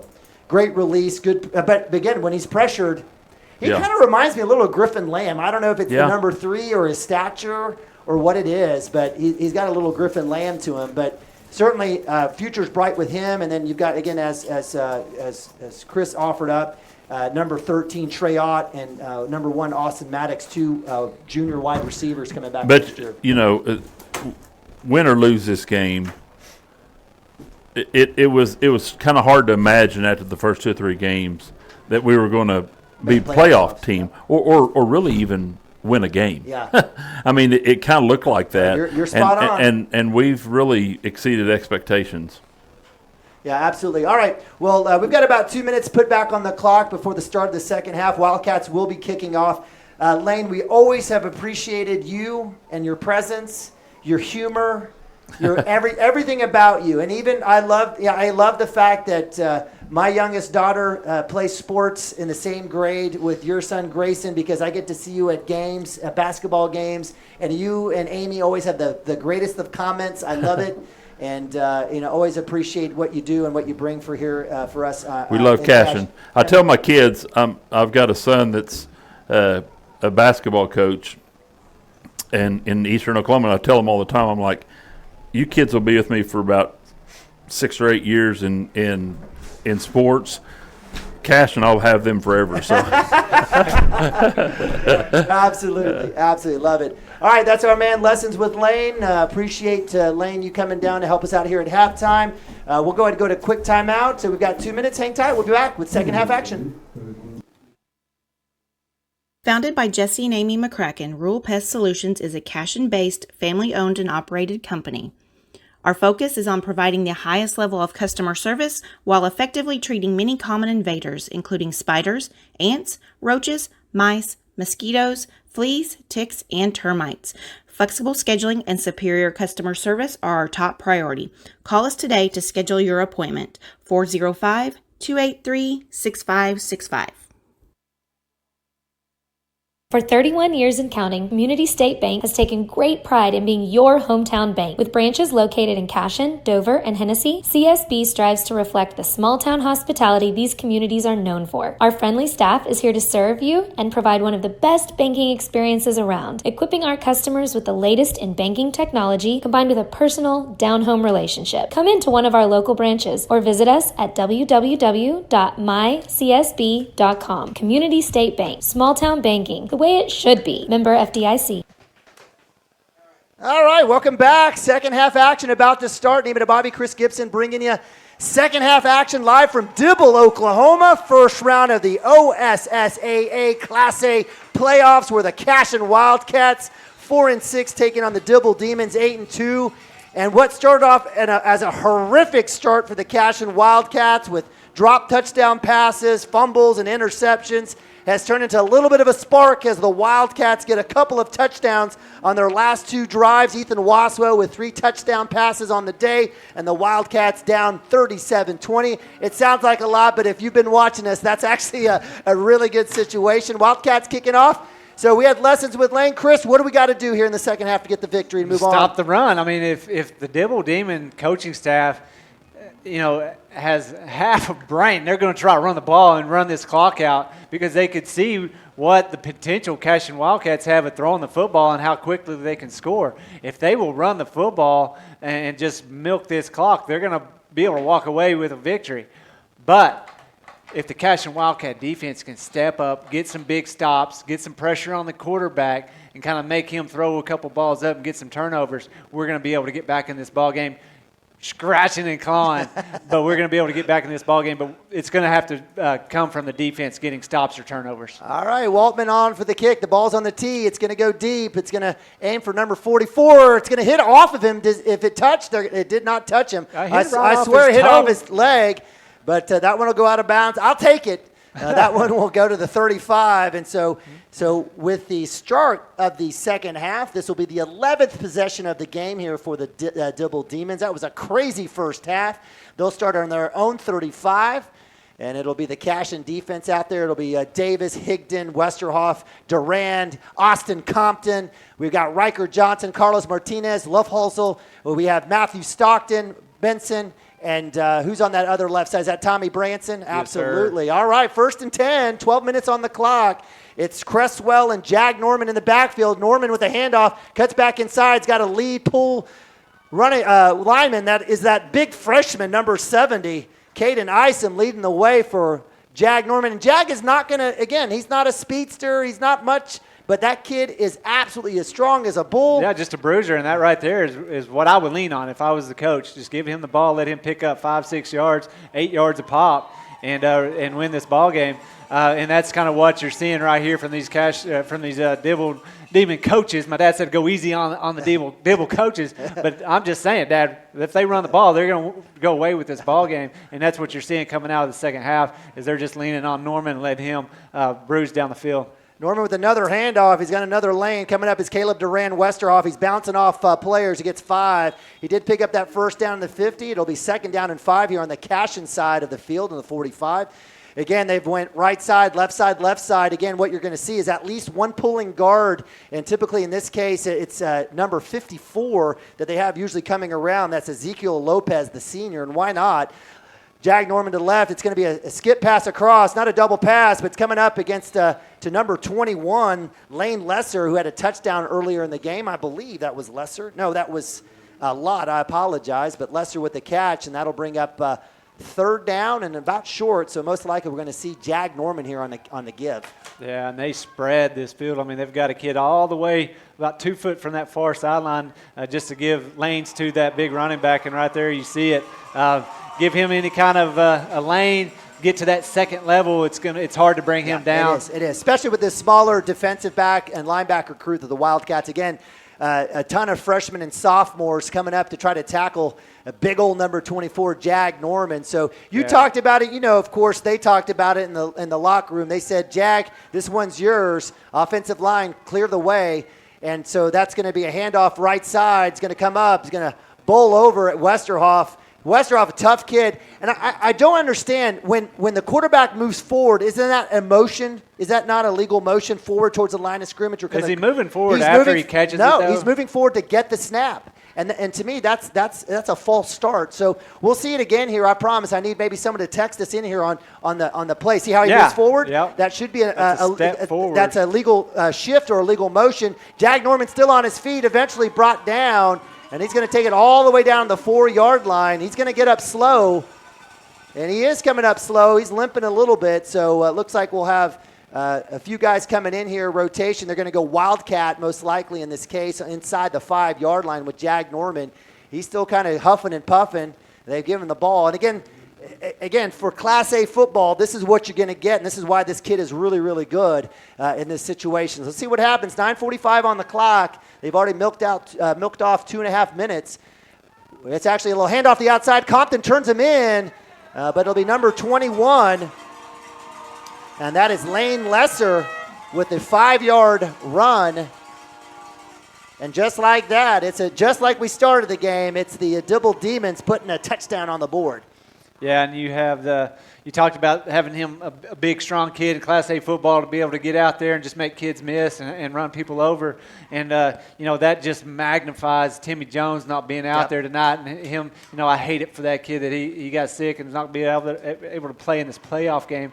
I hate it for him and the Wildcats because he'd be a big part of the defensive scheme tonight. Right. And he would be one of those kids that could match up with Jag Norman and be able to put a helmet on him and make him think a little twice before bringing it in the middle there. Tonight, you have Caleb Durant as the biggest kid really there flying around from that linebacker position, and Jag Norman's able to kind of get to that second level and have his way. Yep. And so it's going to have to be those boys up front to really be able to slow him down, then having those kids coming in and pile on and make those tackles. Yeah, well stated, Chris. And then that's what you have to do. Again, when you have a roster of like 30 kids, 35 kids, when you have injuries and things like that and you lose one of your leading guys in junior Timmy Jones, you got to make do. Right now, Austin Compton is rolled down from a safety spot. He's playing a little bit of linebacker, and you're getting a freshman, Carlos Martinez, getting thrown to the Wolves out there. And these are situations where the weight room, the summer, comes into play. But give credit to Coach Norman and the Demons. They come right out. They did exactly what we all thought they should be doing, and that's run the ball. It's not rocket science. And they go down. They did throw one pass. That was a screen pass out to number 21, Lane Lesser, and it's Lesser who on the jet sweep from the 5 is able to take that in and punch it in to go 44-20. And the thing is, you can still run. You can run the ball like they did right there and still take your shots. Yeah. That's what play action is for. Don't just take away the run. Yeah. And so right there, you saw them come out of the half going, hey, we're just going to run the ball. Yeah. Let's quit playing around here and just show our dominance on the with the run game. And that's what they did. Now, if they'll stick to that, I don't know. But after seeing that right there, I don't know why they would go away from it. Yeah. So 9:35, that was a 2.5-minute drive there for the Demons. They go 65 yards. This one will go to Riker Johnson. He catches that one right at the 10. He's showing his speed, gets to the outside, cuts inside, and it's going to be thrown out of bounds right around the 24, 25-yard line. Not a bad return, 15-yard return there for the freshman, Riker Johnson. And it'll be the Wildcats' first possession of the second half. They start from their 25. And it'll be Ethan Waswo. You got Grayson Davis, Westerhoff in the backfield. You got Max Higdon with those 2 touchdown passes. Riker Johnson is checked in as well as Austin Compton at wide receiver. So Wildcats will go with the 5-man lineup. They're going to go 2 wide, or 2 by 2 here. So no tight end look here for the Wildcats. They're going to go all throw here. Westerhoff in motion, out in the flats, coming back, and that one's going to be tipped. Waspo catches it. Probably should have just knocked it down, and now he's going to take a tackle for loss. That's a tough play there. Ethan's got to know just to knock that one down. You know, I love the competitor in him. Yeah, and the thing is, he's probably thinking, I don't want somebody to intercept this. Sure, right. But just come down and just make it hit the ground right there when you've got Dibble demons all the way around you. But like you said, I mean, in the heat of the moment, make sure it's not an interception first. So unfortunately, 1st down and 10 ends up being a negative play, almost a loss of another 10. So 2nd and 17, back to pass is Waswo.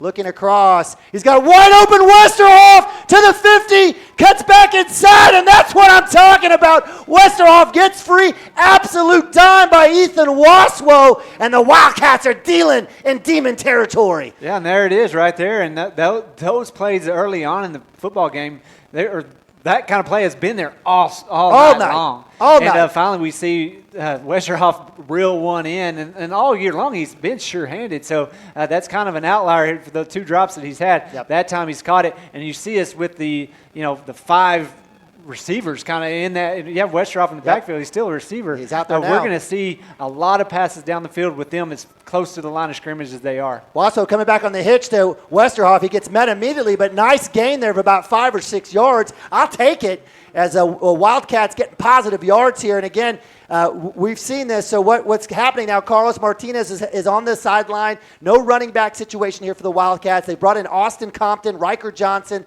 They've dedicated themselves to the pass. Westerhoff, has been running back at times this year, will be in the backfield. They'll move him in and out. So 2 by 2 here now, 2nd down and 5, 7:58 on the clock. 3rd quarter action. Wildcats driving here, trying to equal that score by the Demons. In motion, Westerhoff. Ethan Waswo steps up. He's got a man. He's got pushed down. They better call it. They will. As Riker Johnson running free, and the freshman getting blowing right by number 21, that senior Lane Lesser. Riker Johnson, as a freshman, showing that speed, gets absolutely pushed down on the ground, and that's probably the best move for Lesser because that would have been a touchdown. Yeah, and I love that route right there. They didn't have a safety back there. They had 2 guys over those, inside receivers, and I saw Compton on this. I was like, man, if they could just run a deep post and get a guy turned around and then go back to the middle, he'd be wide open, and that's exactly the route they ran over there for Riker Johnson. And Riker is a quick enough, fast enough kid, and's got the technique enough to get a guy's shoulders turned, and that's exactly what happened. The shoulders got turned. He cut it to the inside. Ethan laid it out there, and all that defensive back could do was just trip him up before the ball got there. 1st and 10, Wildcats. Keeper by Waswo has got a big lane, pushing forward, still churning. Positive yards by Ethan Waswo. Great job by the offensive line there. Juan Melendez and group on that right side. Matthew Stockton, Caden Seeley. Big time run there. That picks up a significant chunk there on 1st down. Wildcats deep into Demon territory. A little change here as now Jag Norman checks back in. He was hobbled on that last play. He'll be someone to watch here as number 13 is checking out as well. That's Trey Ott. So the Wildcats go into that 2 by 2 look here. Westerhoff in the backfield, back to pass. Post route, Higdon with the catch. That's going to be a 1st down. Great ball, great catch. And the Wildcats 1st down and goal inside the 10.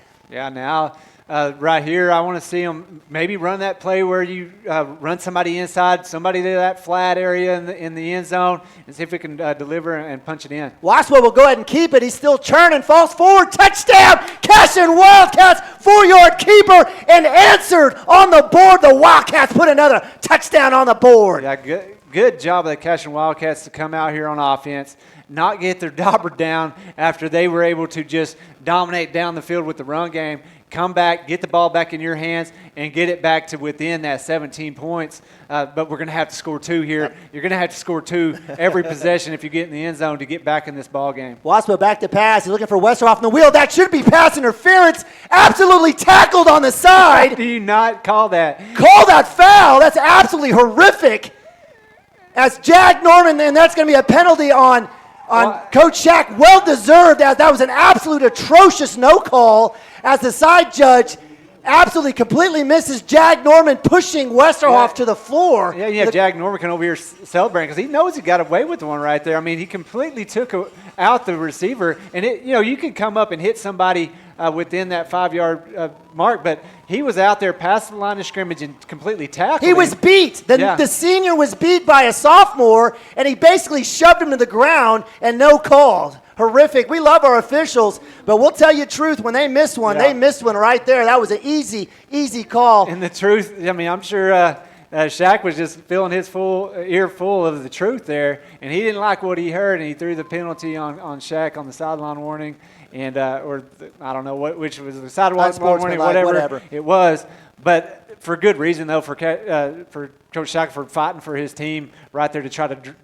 get back into this ball game. Yeah, that had shades of Bedlam there, where that was the easiest call to make. The guy was literally right there. We were literally across the field, an easy call. The ball was in that spot. Yeah. It was an easy play to follow. So with the mark-off, this will be significant. Hey, Stoops was out of bounds on that call. That's why they didn't throw the flag. That's not true.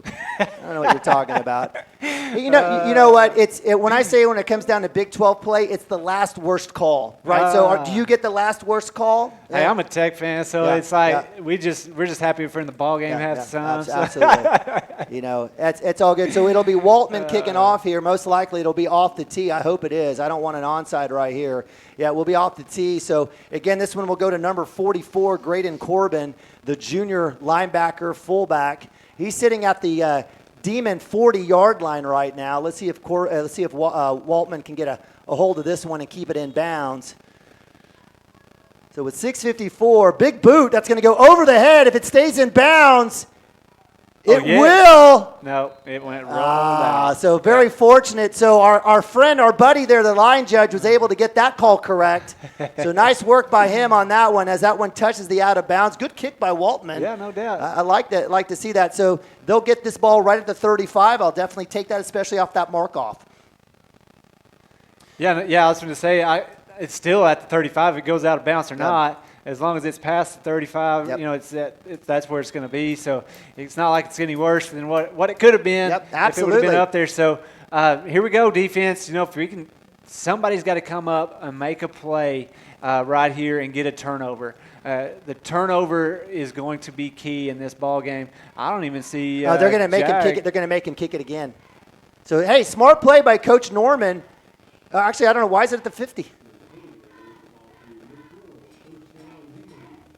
I guess because I think it goes off of where that's you where kick we it kicked from. it off. And that's so exactly that's kind of where whenever I saw him spotting that, I was like, hey, I'll take that all day long. No, you're exactly right. Where he kicked. That's right. Yeah. All right, so with that, it'll be 1st and 10 at the 50 for the Demons. Again, starting at their average starting field position. Hand off to Jag Norm, or actually to a new running back. That's number 44. That's a tight end fullback. And give him credit. In fact, I got to tell you, at number 44, Grady Corbin showing way more speed than the number 24. And that's where I got to believe Jag Norman is hurt. Well, he's over here on the sideline taking a breather, getting a drink. He's not really, he's limping a little bit, but I think he's more than anything just taking a breather here. If they need him, he's more than capable to get back in this ballgame. Fair enough. Another handoff inside to number 44, Grady Corbin, the junior. He dives forward, gets a few on that one. So that's one down to the Cashion 35-yard line. Getting a lot of dancing and hoop hollering here for the Demons. You're getting tracked here by a team that's 4-6 with a lot of drops. But I guess you got to have confidence when you play high school football at any level. So celebrate, have a good time. Yeah, and here's the thing. Like I said, you've got a kid that's been on the sideline, hadn't played much offense back there at running back. Get in there and get a hand on the football, get it on the ground, and give yourself a chance to claw and scrape back into this football game. And it's going to be turnovers. It's going to be the opportunity for us to do that. Austin Compton on the linebacker blitz coming up off the C gap, absolutely stopping Grady Corbin in his tracks there for a tackle for loss. Austin Compton's been fantastic today. So with that, just like that, Corbin will have a seat. In comes Jag Norman with 3rd and long. Let's see the situation here as the Wildcats will reset. A little tight formation here Let's see maybe a trickeration here as Cresswell is so impressed with him at quarterback for the Demons. Back to pass. Pressure's on. Going to the out route. It will be caught, and it's dropped. Is that a fumble? It will be an incomplete. Are they going to say he caught that? He did not catch that. There's no way he had possession of that enough to call that a catch. No way. He never possessed that. He never brought it in. That's a horrific call. That is you got a group of officials ready to go home. That's pathetic. That is not a catch right there. That's pathetic. He did not even have an opportunity to make a football play at all. Well, I guess the line judge thought he did. So 1st down and 10 after that completion. Jag Norman will go right side. No holding call. He'll break the right side. He'll come back through still on his feet, and that'll be a touchdown. That will be a 23-yard touchdown for Jag Norman. So good job. He came in, got a little bit of a break, came in. Unfortunate situation on 3rd and 9 where the line judge bailed out the Demons there. Yeah, he had, like I went back and watched it, he had the ball in his hands, and as he went to try to tuck and get control of it, it went right out of his hand. And what hurts about that play right there is you're thinking, oh, it's just a missed call and an incomplete pass or whatever. But that would have been 4th and 9 with a chance for the Cashion Wildcats to pin their ears back, come after that quarterback, put some pressure on him, and have a turnover in downs to get within one score of the Dibble Demons. But now you give them a 1st down. The next play, touchdown. It puts them a little bit farther, almost a little bit out of reach for the Cashion Wildcats. You have a turnover on downs right there. That puts the Cashion Wildcats in an opportunity to be right in position to catch them in the 4th quarter. Yeah, so Coach Shack is asking, and I hope the officials, they usually go back and watch these games. He completely missed that. He completely missed it. Probably wasn't in position. Maybe that's why he didn't see it, Chris. But, you know. No, he was right there. I mean, I go back and watch it. I mean, he was right there. But, yeah, my dad texted me. He said, you're right, Nima. He's ready to go home.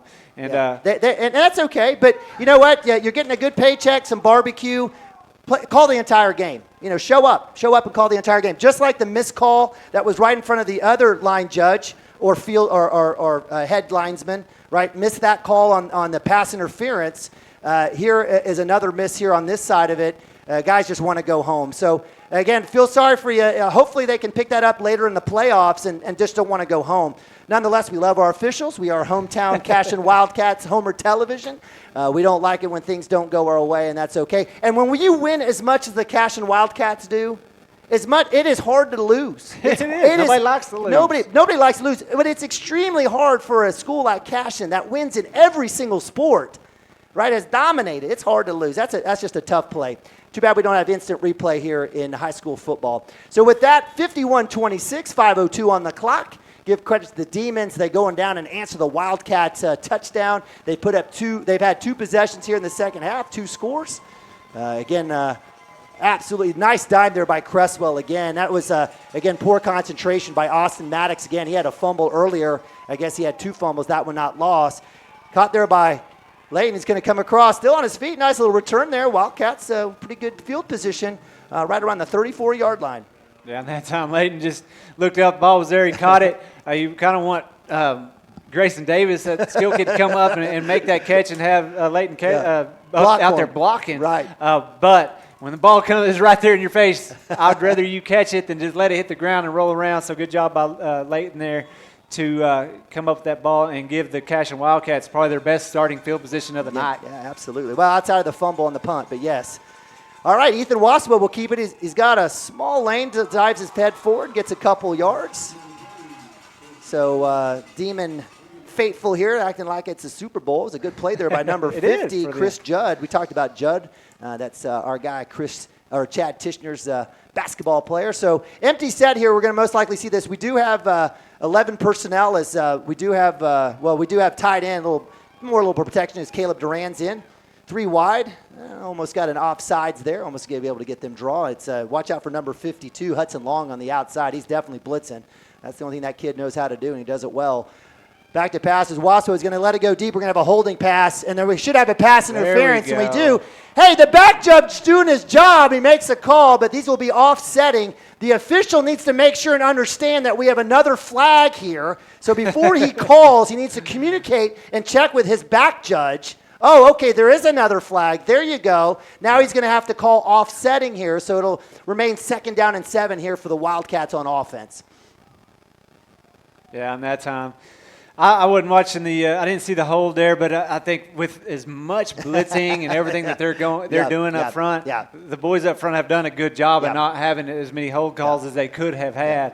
And you want to give Ethan as much time to throw that football, and like I said, as much blitzing, they're doing a good job of giving him time to find some of those kids down the field. Yeah, absolutely not impressed with the DBs here at Dibble. Have had more pass interferences than pass breakups or anything else like that. Wildcats have exposed him. Let's see if the Wildcats can get something going here on 2nd and 7. Again, 8 guys in the box here for the Demons. Back to passes. Waspo, guy in his face, catch there by Westerhoff. He breaks free, scoot forward, 1st down. Drew Westerhoff, pocket Hercules. Breaking tackles, breaking ankles, 1st down. Let's see if he's okay as he pops up. He came down really awkward. He made that kid miss. The extra effort got him the 1st down, and the way he went down there just kind of looked like I did the splits there. And so, but he hopped up, ran off the field, and was getting checked out. Hopefully he can come back in the ball game. Tough kid. Waspo will keep it. It's got a lane right side, cuts back inside.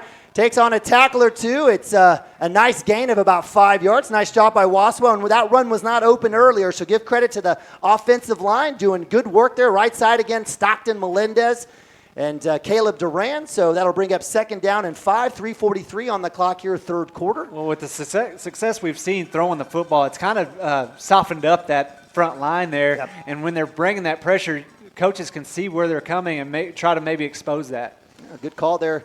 Waspo back to pass this time, 2nd and 5. Looking to double move. Davis wide open, breaks free. The Wildcat young offensive crew absolutely destroying the senior-laden Dibble DBs. Yeah, and something must have been on the film with Minko because they're absolutely getting abused here. That was actually Ethan Waspo. If he would have put a little bit more air on that one, it would have been a touchdown for Davis. So let's see the Wildcats here. Martinez in the backfield, 3rd down and 5. Definitely 4-down territory here for the guys in the Rough Riders uniform.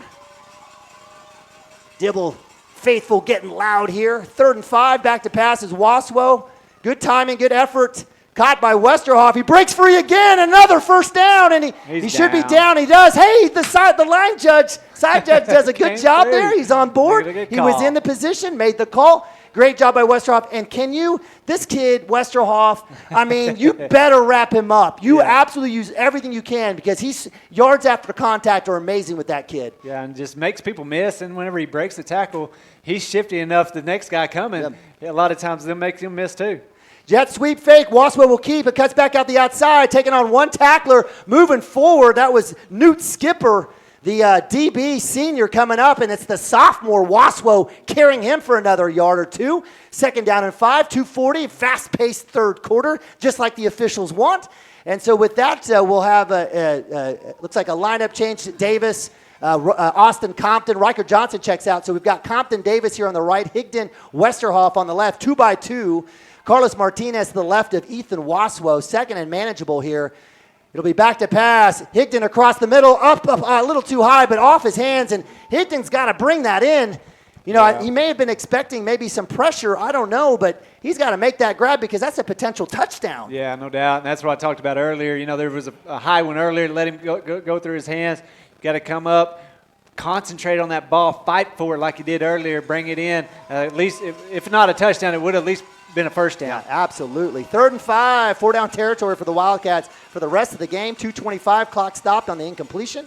2x2 for the Wildcats. Back to passes, Waspo. Good protection, outside hitch. Caught by Westerhoff, still on his feet, falling forward. The kid can make it happen. 3 1st downs, all with the hands of Drew Westerhoff. Wildcats dealing and staying alive here with 2:18. Just riding Drew, I bet his back is hurt, man, on this drive because he is carrying us down the field. Great job by Drew getting open and Ethan making good passes. And Drew's doing a great job this half of really focusing on the ball, seeing it into his hands, catching it, and then making a play. All right. That should have been a 12-man on the field for the Dibble Demons. They had a guy running off the field last they second. don't call that. That same line judge missed the fumble, or called that fumble out of bounds. So he must, was giving high fives over there. Let's see what happens here. 2-by-2, 1:55 on the clock. We love our officials. Back to passes. Waswo, post route, a little outside. Give credit to Austin Maddox. Really didn't do much there, but he's going to take credit for the pass breakup. That one's a little bit out of the reach of our man Max Higdon, so that'll bring up second down and long. Yeah, you had Austin Compton over here in this inside receiver position on this near side, and he tried to make a move, and the kid just completely grabbed him, wouldn't let him get out of there. I don't know if what that official's seeing over here, but you see a kid grab a jersey, that should be a flag come out. Should be defensive holding. I agree. 3rd and 8. Wildcats will call a timeout. That's a tough one to have to use there, but certainly we'll do it. And with that, we'll take a timeout too. So hang tight. Third quarter action. Wildcats driving. Your We'll be right school's back right booster after club this. and get your business in front of thousands of potential customers. Talk about a win-win. Advertising packages start on this streaming station for less than $10 a game. Call 405-726-0835 or email adam@squirtle.com right now for more information. Cashion FBC is a church seeking to grow in Christ and our love for the body of Christ. With ministries from children to youth to adults, we strive to present the gospel in an engaging and meaningful way. Sunday school meets at 9:45 a.m. and worship starts at 11 a.m. Children and youth meet on Wednesdays at 6 p.m. Please check our website at Cashion. All right, welcome back. Third quarter action. Wildcats driving 148. Neiman Ababi, Chris Gibson bringing you this Class A first-round playoff game in Dibble, Oklahoma. The Wildcats taking on the Demons.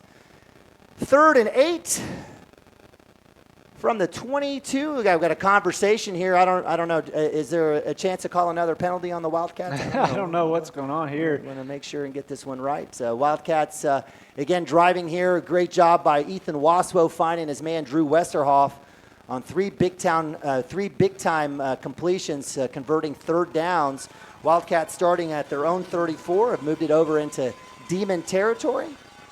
Empty set here. Caleb Duran, heavy set, left side. In motion is Westerhoff, jet sweep. Waswa will keep it, goes back out left side, will fall forward. I thought he had a chance to maybe even bounce that one outside, but good patient run. It picks up a solid gain. It'll be 4th and manageable here for the Wildcats. And that time, I think, if he would have tried to go out to the outside, he might have been fighting a few kids off to pick up about the same yardage. So I like the fact that he just put his foot down, got the yardage that was there for him, and got us within, a 3rd and manageable. So is it 3rd or 4th down? I think it's 4th down. Yeah, it is 4th down because that was 3rd, but they still got it marked 3rd on the box. But I do believe it's 4th down. Back to passes. Wasso double move, wheel. Westerhoff open, and it's incomplete, and falls incomplete. Now it will be 4th down. So good play there. The scoreboard had it wrong over here on our side. So it's all right. I'll take it. So it's 4th down and 5. And so our chain guy had it right. So give a big shout out to the dads running the chains out there. Definitely not a popular, or you don't get a whole lot of pats on the back working the chain crew. Hey, I remember back in the day, I Todd did, Miller, we y'all were all-state, right? All-staters, yep. That's exactly right. I had the patch. All right, 4th and 5, minute 6 here. Wildcats going empty set here. Max protect. Waspo looking to his left. It's going to come back to Higdon, and that's going to be a little too high. Higdon was wide open as he had beaten his man easily, Austin Maddox. And with a turnover of downs, it'll be 1st and 10 with a minute left here for the Demons. Man, the Cashion Wildcat offense had an opportunity there. We were driving down the field, kind of riding Drew Westerhoff there, and just couldn't pick up that 1st down there once you got into that red zone area, and gave the ball back to them. Now they have an opportunity to really, take a lot of time off the clock if they'll stick to the run game.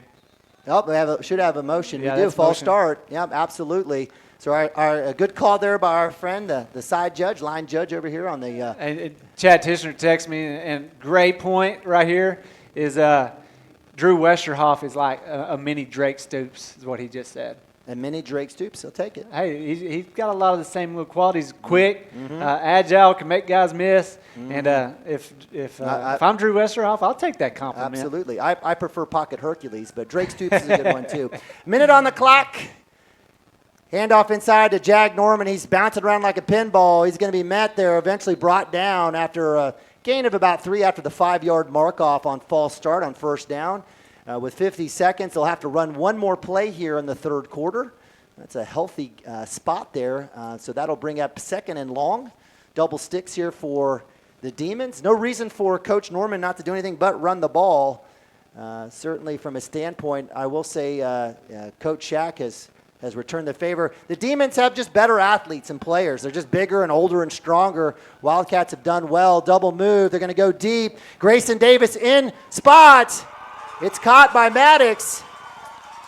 And he cannot run. That is a flag. Yeah. And so they think it's a touchdown, even if it was pulled off. They do make the correct call.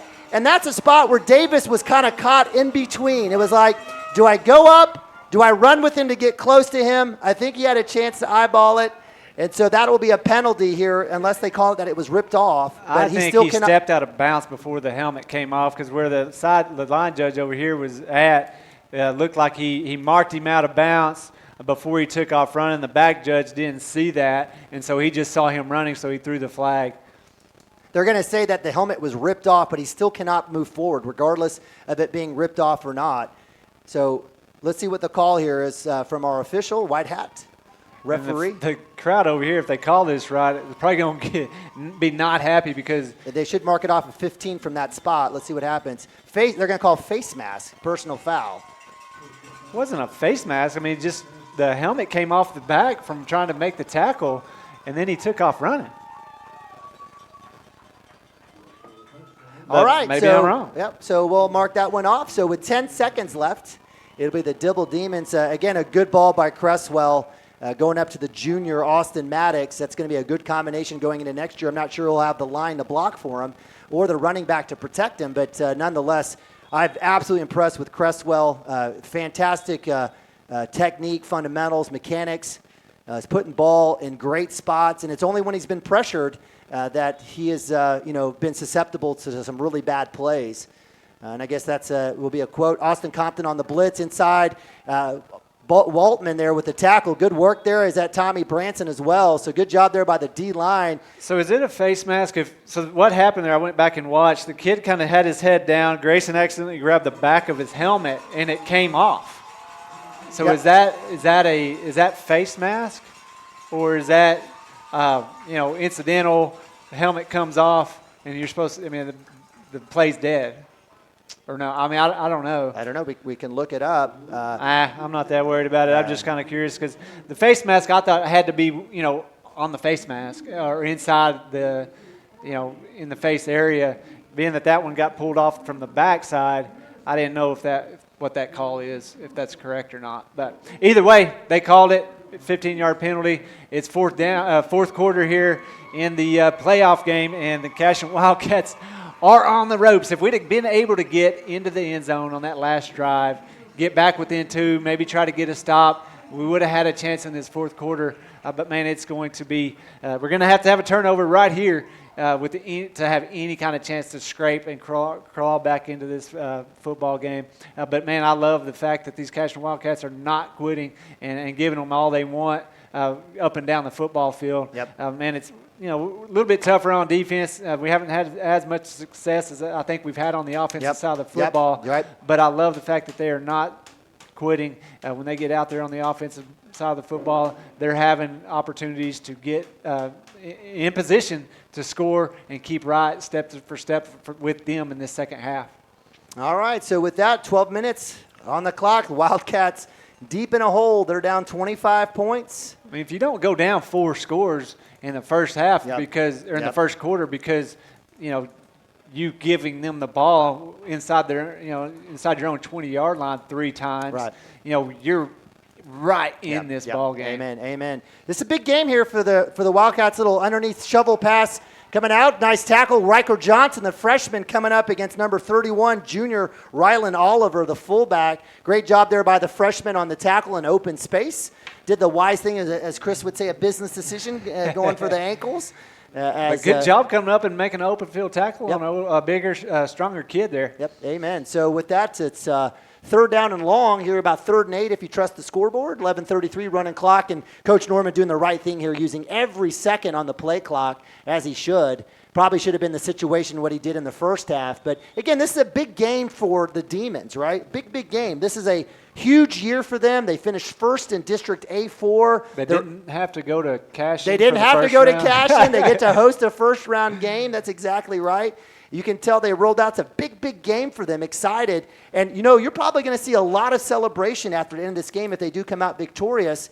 And so it's a situation where, you gotta expect that you're going to get the Demons' absolute best punch here. So with that, Cresswell back in shotgun. Jag Norman, Tim, back to pass. He's going to go deep, right side. Riker Johnson in coverage. It's caught. Is it inbounds? Yeah. It is. Great ball there. Great toss. Fantastic play there by number 13, Trey Lott? It sure was. Trey Lott, his second touchdown of the game. That one goes for, looks like 19 yards. And they had another touchdown, 57-26 here with 11:15 left in the fourth quarter.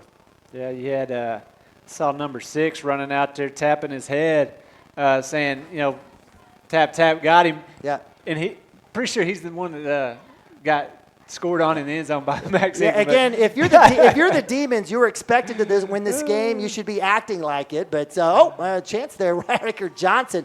Riker, that's a play as Coach Shaq would say. His parents are better than your parents, right? Right taller. Now, right? It is about the Jimmies and the Joes. They had him 3 years earlier. Yeah, that's what I'm saying. That's what I'm saying. That's the scenario and situation. Riker Johnson, freshman out there at corner. These are lessons. These are growth playoff. They'll have a chance to point to this, right? And it'll be a situation where, you hope to continue to grow from it for sure moving forward. Yep. So with that, it's 11:15. It's extended to a 32-point lead here for the Demons. Wildcats with 26 on the board. It's the what if. We talked about it. Those 3 touchdowns, a different scenario, but you got to make those plays. And so Wildcats coming back out on kickoff return. It'll be Davis and Riker Johnson. Riker Johnson getting that last kickoff, going about 15 yards. Let's see which way number 6, Miguel Partida Morales will go. The winner of this game will get the winner of Walters and Woodland. Yeah, it looked like Walters was winning that ball game. It was a close game, though. Was it? Okay. Woodland. Woodland's pretty legit, and I know that. Woodland's probably in a very tough district as well. Yeah, Walters got a tough draw there. They're a good team. They disappointed me. I was kind of keeping an eye on them as the season went on, and there was a lot of close games. They got beat once that I didn't think they should have got beat. The running back that they got, I would let that dude run the ball 40 times a game if I had him on my football he was team. legit. Punt return, kickoff returns, running the ball, catching it. Low liner. That one's going to go in the hands on a one-hopper to Davis. He's going to cut back right. He's got a lane. He's got a chance if he can get by the kicker. And he's going to go ahead and move forward. Great return. Great blocking there by the Wildcats. That right there is how you block on a kickoff. You had kids, and I don't care if they're hitting you and you're getting blown up, just get in the way. And that's what I saw. There was 10 other guys out there just getting in the way of a defender coming down to try to make a tackle, and it opened up a lane for Grayson Davis to get a really big return there and almost break it for a touchdown. One guy to beat, give him credit. So Wildcats with a huge return there. They go 4x4. Caleb Durant. I wish we would go 5 wide here, but let's see what happens. Waswo back to pass. He gets hit as he lets it go, and it's going to be a fight, hand grabbing out there between Davis and number 11. That sophomore Tucker Skipper. Waswo gets hit. He comes up short, comes up limp, gets a little knuckle. Good sportsmanship there between Jag Norman and number 50 Chris Judd with Waswo. Could have easily have been roughing the passer, no call. And so with that, the clock stops, 11:02 here as Waswo and the gang sets back up. 2x2. We do have Duran out there at tight end. So the Wildcats will go with a 6-man line, empty backfield, no running back, play clock moving in Westerhoff in motion in the backfield now. Waspo back to pass. Little screen here. And that – so behind the line of scrimmage, you can tackle, but Yeah. That's just a tough play in a situation where Yeah, if that receiver's still behind the line of scrimmage, right. you can make contact, knock him down before the ball gets Right. to him. In that situation, I don't know if he meant to. He just ran right into him.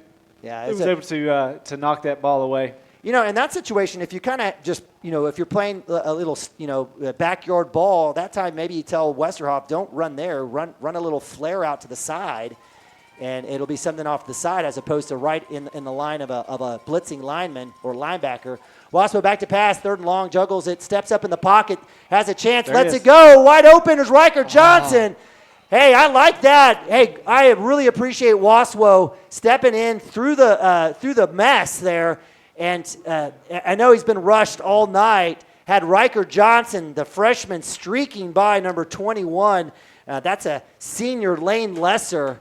2 steps on the senior, and had a chance just a little bit. If he just needed a little bit more air if he had a little bit more air on that one, a little bit more loft. Yeah, and what I liked about that with Ethan is he had both hands on the football. Totally agree. He steps up in the pocket, looking down the field, and lays it out there for Riker to give him a shot. Absolutely agree. So 4th and 10, Wildcats from their own 42, 43-yard line. It's do or die here in this situation. 10:49 on the clock. Back to pass. Waspo, he's got time. He's going to let it go, and it's going to be knocked down. He had 2 guys in there. I don't know if Higdon was the intended receiver or if it was Grayson Davis, but nonetheless, give credit to number 11, Tucker Skipper, the sophomore, knocking that one down.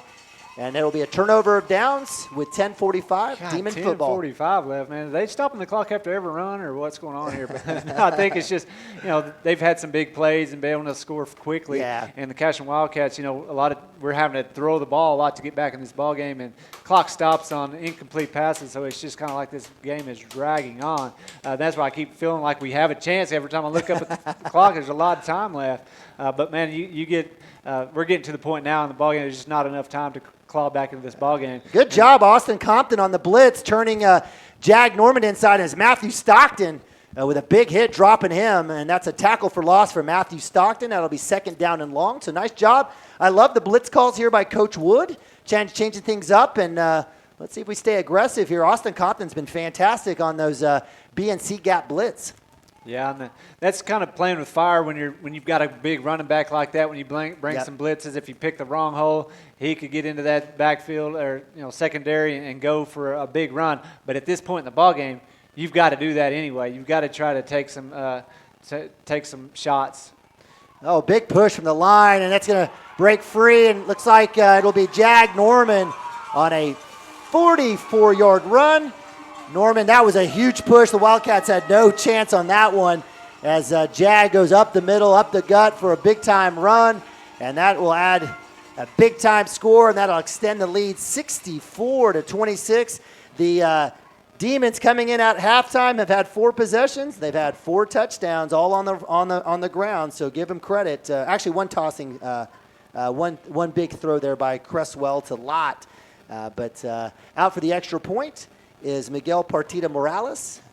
And the Wildcats just, they came out, answered on that first drive. They sure did. And we've been able to drive the ball and get some first downs and have some success moving the football, just not able to get in the end zone. And every time they get the ball, they're getting in the end zone and just extending that lead more and more. And it's just getting out of hand now. We had that opportunity early to get that stop on 3rd down. Yeah, the fumble out of bounds. Fumble out of bounds that was missed on that call. They called it a complete pass Maddox, on the fumble. Credit for that. Could have been a chance to get it to 4th and long, and with the next play they score. And that just kind of deflated the Cashion offense, kind of the Cashion defense, and it just put us behind so much that you kind of lose hope. But like I said, give credit to the Cashion Wildcat offense and the defense both. I mean, they're still out there competing, fighting, trying to get back in this ball game. And I guarantee you, these boys, they're not going to stop. They're going to keep going until that final whistle blows, trying to get in the end zone, get a little bit closer to the Dibble Demons here. But give credit to the Dibble team. They're going to be they're a tough, a hard-nosed team that is not afraid to fly around to the football. But you get deeper into the playoffs, you're going to have teams that are going to be able to line up and run and throw the ball, and you're going to have kids that are going to be running wide open in that secondary if you don't correct a few things. And surely they'll go back and watch some of this film and see, why was there so many kids wide open that dropped touchdown passes? What happened there? Yes, absolutely. See if they can correct it. If they can correct that and keep those big plays from happening, maybe they have a chance. This is the reason why you saw Minko destroy them, right? Because they can't defend. And so on the floor there, nice work there by the Wildcats, getting to the 30. Big shout out, and really appreciate. If we don't remember, I want to give a big shout out to the administration here at Dibble, giving us a fantastic spot to call the game here in the press box. A great little location, great facilities. Really appreciate them from that standpoint. And so it looks like we got a score update. So with 4 minutes left, the Crescent Tigers have come all the way back. They lead by 35-34 over Ringling. So that'll be one to watch. So if you've got cousins and aunties and uncles in Crescent, maybe you can cheer for them. I'm not. But I certainly have the same remorse for Ringling as I do for Crescent. But it'll be first down and 10 here, 8:16. The clock is running now, so Coach Norman with the hand signal. And it looks like, is that Carlos Martinez? It is, coming in with a nice little run. It looks like Jag Norman has been pulled off. I got to give compliments to the kid. Hard runner, absolutely does a lot of great work. I felt like he's bailed them out tonight, and it'll be interesting to see what happens rest of the season if, in fact, this Dibble team faces any team with any halfway passing of attack, how they will address literally the sieve that is the DBs, the secondary here. So big time. You got to give credit to Jack. Like, there was times where they brought him out. They kind of got a little bit behind the chains. They brought him back in and just right down the field for a touchdown. He, like you said, he's kind of been the one to carry them, and I don't blame him. I'd let him carry me too. Heck yeah. He's a big, strong kid. There's going to be some teams though that's got some size that they're going to run into that they may have trouble running the football against. But the thing is, they've got a quarterback. If they can protect him, he's going to be able to run around, throw the football to some really good receivers. If he doesn't have pressure. Yep, that's exactly right. So Coach Norman, maybe not a usual situation for him. He's excited. You can see the coaches coming down, getting fist bumps from the locals as they come down. And it's a big deal for them here in Dibble, right, from a situation. This is a big-time team for them. They got some great players. Absolutely love Jag Norman to death. The kid is an absolute beast at running back. Love number 52. That was Hudson Long on the defensive side. Ethan Wasco handoff to Carlos Martinez. A lot of mess right there. Give credit to number 44, Grady Corbin, kind of messing that one up as he was taking on number 67, Reese, there in that situation. So what was third and short now is fourth and long, or fourth and mid. So clock running, 6:21. We still have the starters up here as they're up by almost 40 points. Here for Coach Norman. Don't want to take any chances. Don't want any chances of the running clock with his starters in there. And so Ethan Waswo and Coach will take his time. They'll run this clock, the play clock, at 18 all the way down, most likely to see how much time they can get off. They'll go 2 by 2. You've got Higdon and Westerhoff here on our short side. Up top, Riker Johnson and Davis. Little screen pass. That is a tough little situation. So that was sniffed out, and so that fourth down play goes for a loss. Westerhoff comes up hobbled, and so, and that's the other thing. You got to give credit to the Demons. They've got a deep team, right? You've got guys that aren't necessarily starting on both sides, right? Yeah, they got a lot of kids over here. A lot of kids over here, and the Wildcats, they got to go too deep both ways, right? So, they got to go both ways. You got guys that have been battling the entire game, running go routes, coming back and having to come back and defend a go route on the other side. Yeah, and we've had that, we're in the past where we've had kids. You've seen Jack Norman come out a lot of this ball game and be able to get a second, a breath. Yeah. When you're going against kids that are going both ways the whole game, and you have an opportunity to come over here, catch your breath, go back in, and be fresh. Yeah, that's a big advantage. Big advantage. So we've got number 11. That's Tucker Skipper in.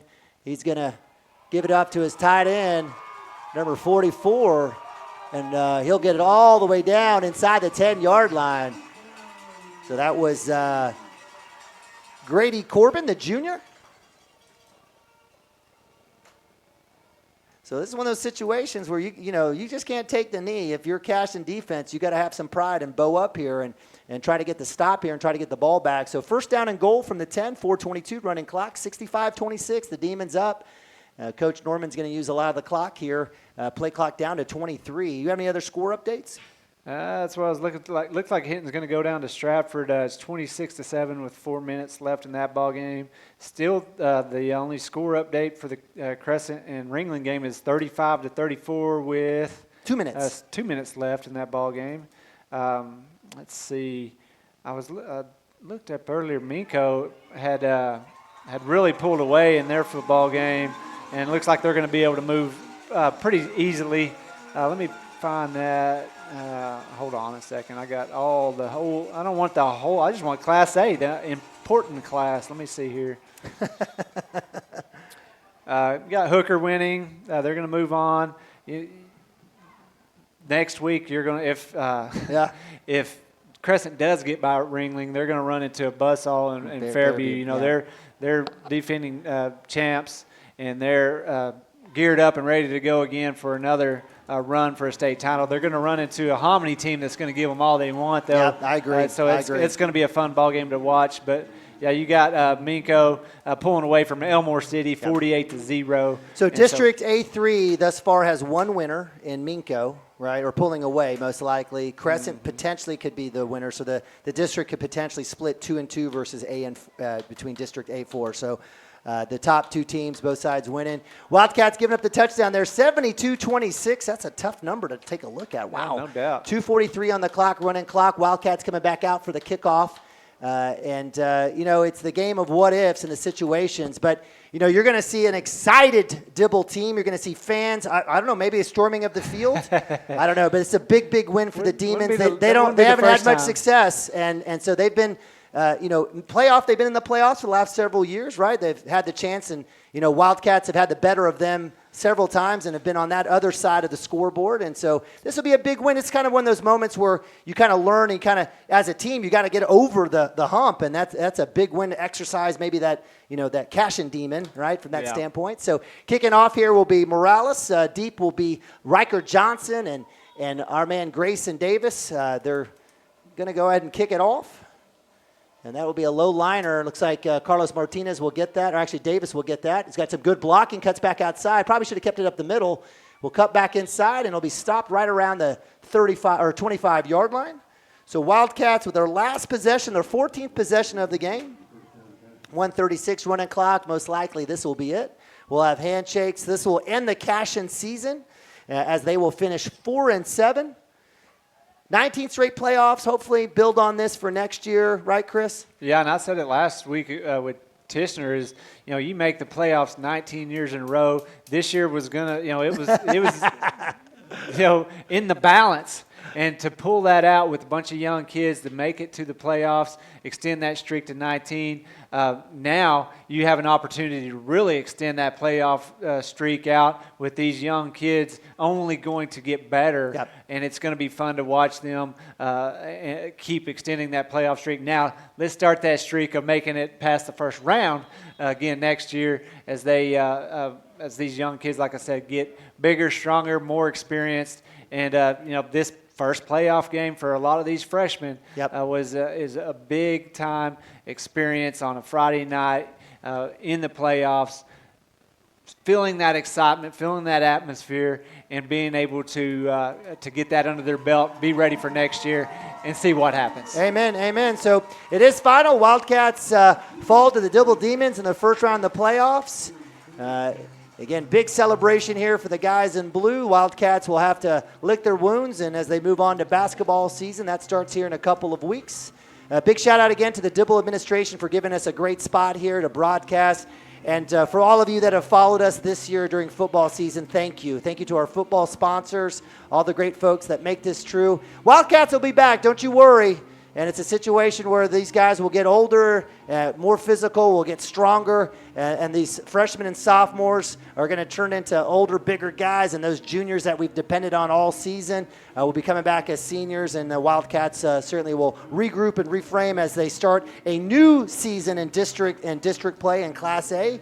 And so, again, we'll see how things go. But, again, thank you so much. Chris, any last words before we let go? Nope, it's been fun, Nima. You know, this past 5 years, we've made a lot of miles together and sitting a lot of booths. And what is fun is just seeing these kids, being able to see them outside off of the football field, walking by and just telling them great game, great effort. And, you know, just them looking at us and, you know, kind of and say thank you. And they say thanks to us. And I'm just like, thank you guys for giving us the opportunity to really put a spotlight on y'all. And all these kids are great, young men that my son looks up to, and he's getting to that point now where I'm like, hey, you're going to have to be that leader. Yep. You're going to have to be that kid, the next Cashion Wildcat, to step into the role of the hero for younger kids to look up to. And, man, it's been fun. Yeah, fun absolutely. Last 5 years. Well stated.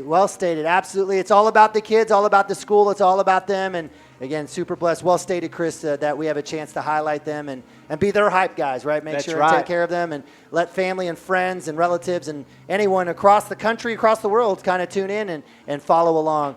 So big shout out to my man, Gage Beddick, who's right below me, did a fantastic job in the field, always cold, running around, having to deal with the elements. My man, Maddox Gibson, phenomenal. We're going to grab Maddox during basketball season. He's going to make sure and work with us. Did a great job up top. Want to make sure and thank our man Jackson Drake. Producing has improved week over week. Can't do it without him. It's been amazing. Thank you to the administration. Thank you to Coach Hardaway and Coach Shack, all the fantastic sponsors and fans for making this a reality and an opportunity for us to bring live every Friday night. So with that, Wildcats fall to 4-7. Season's over. Lick their wounds, get ready for next year. But we're not done. We've got basketball starting up here soon. Make sure that you follow us. So for my man, Chris Gibson, I'm Neiman Abavi. Go Cats and God bless.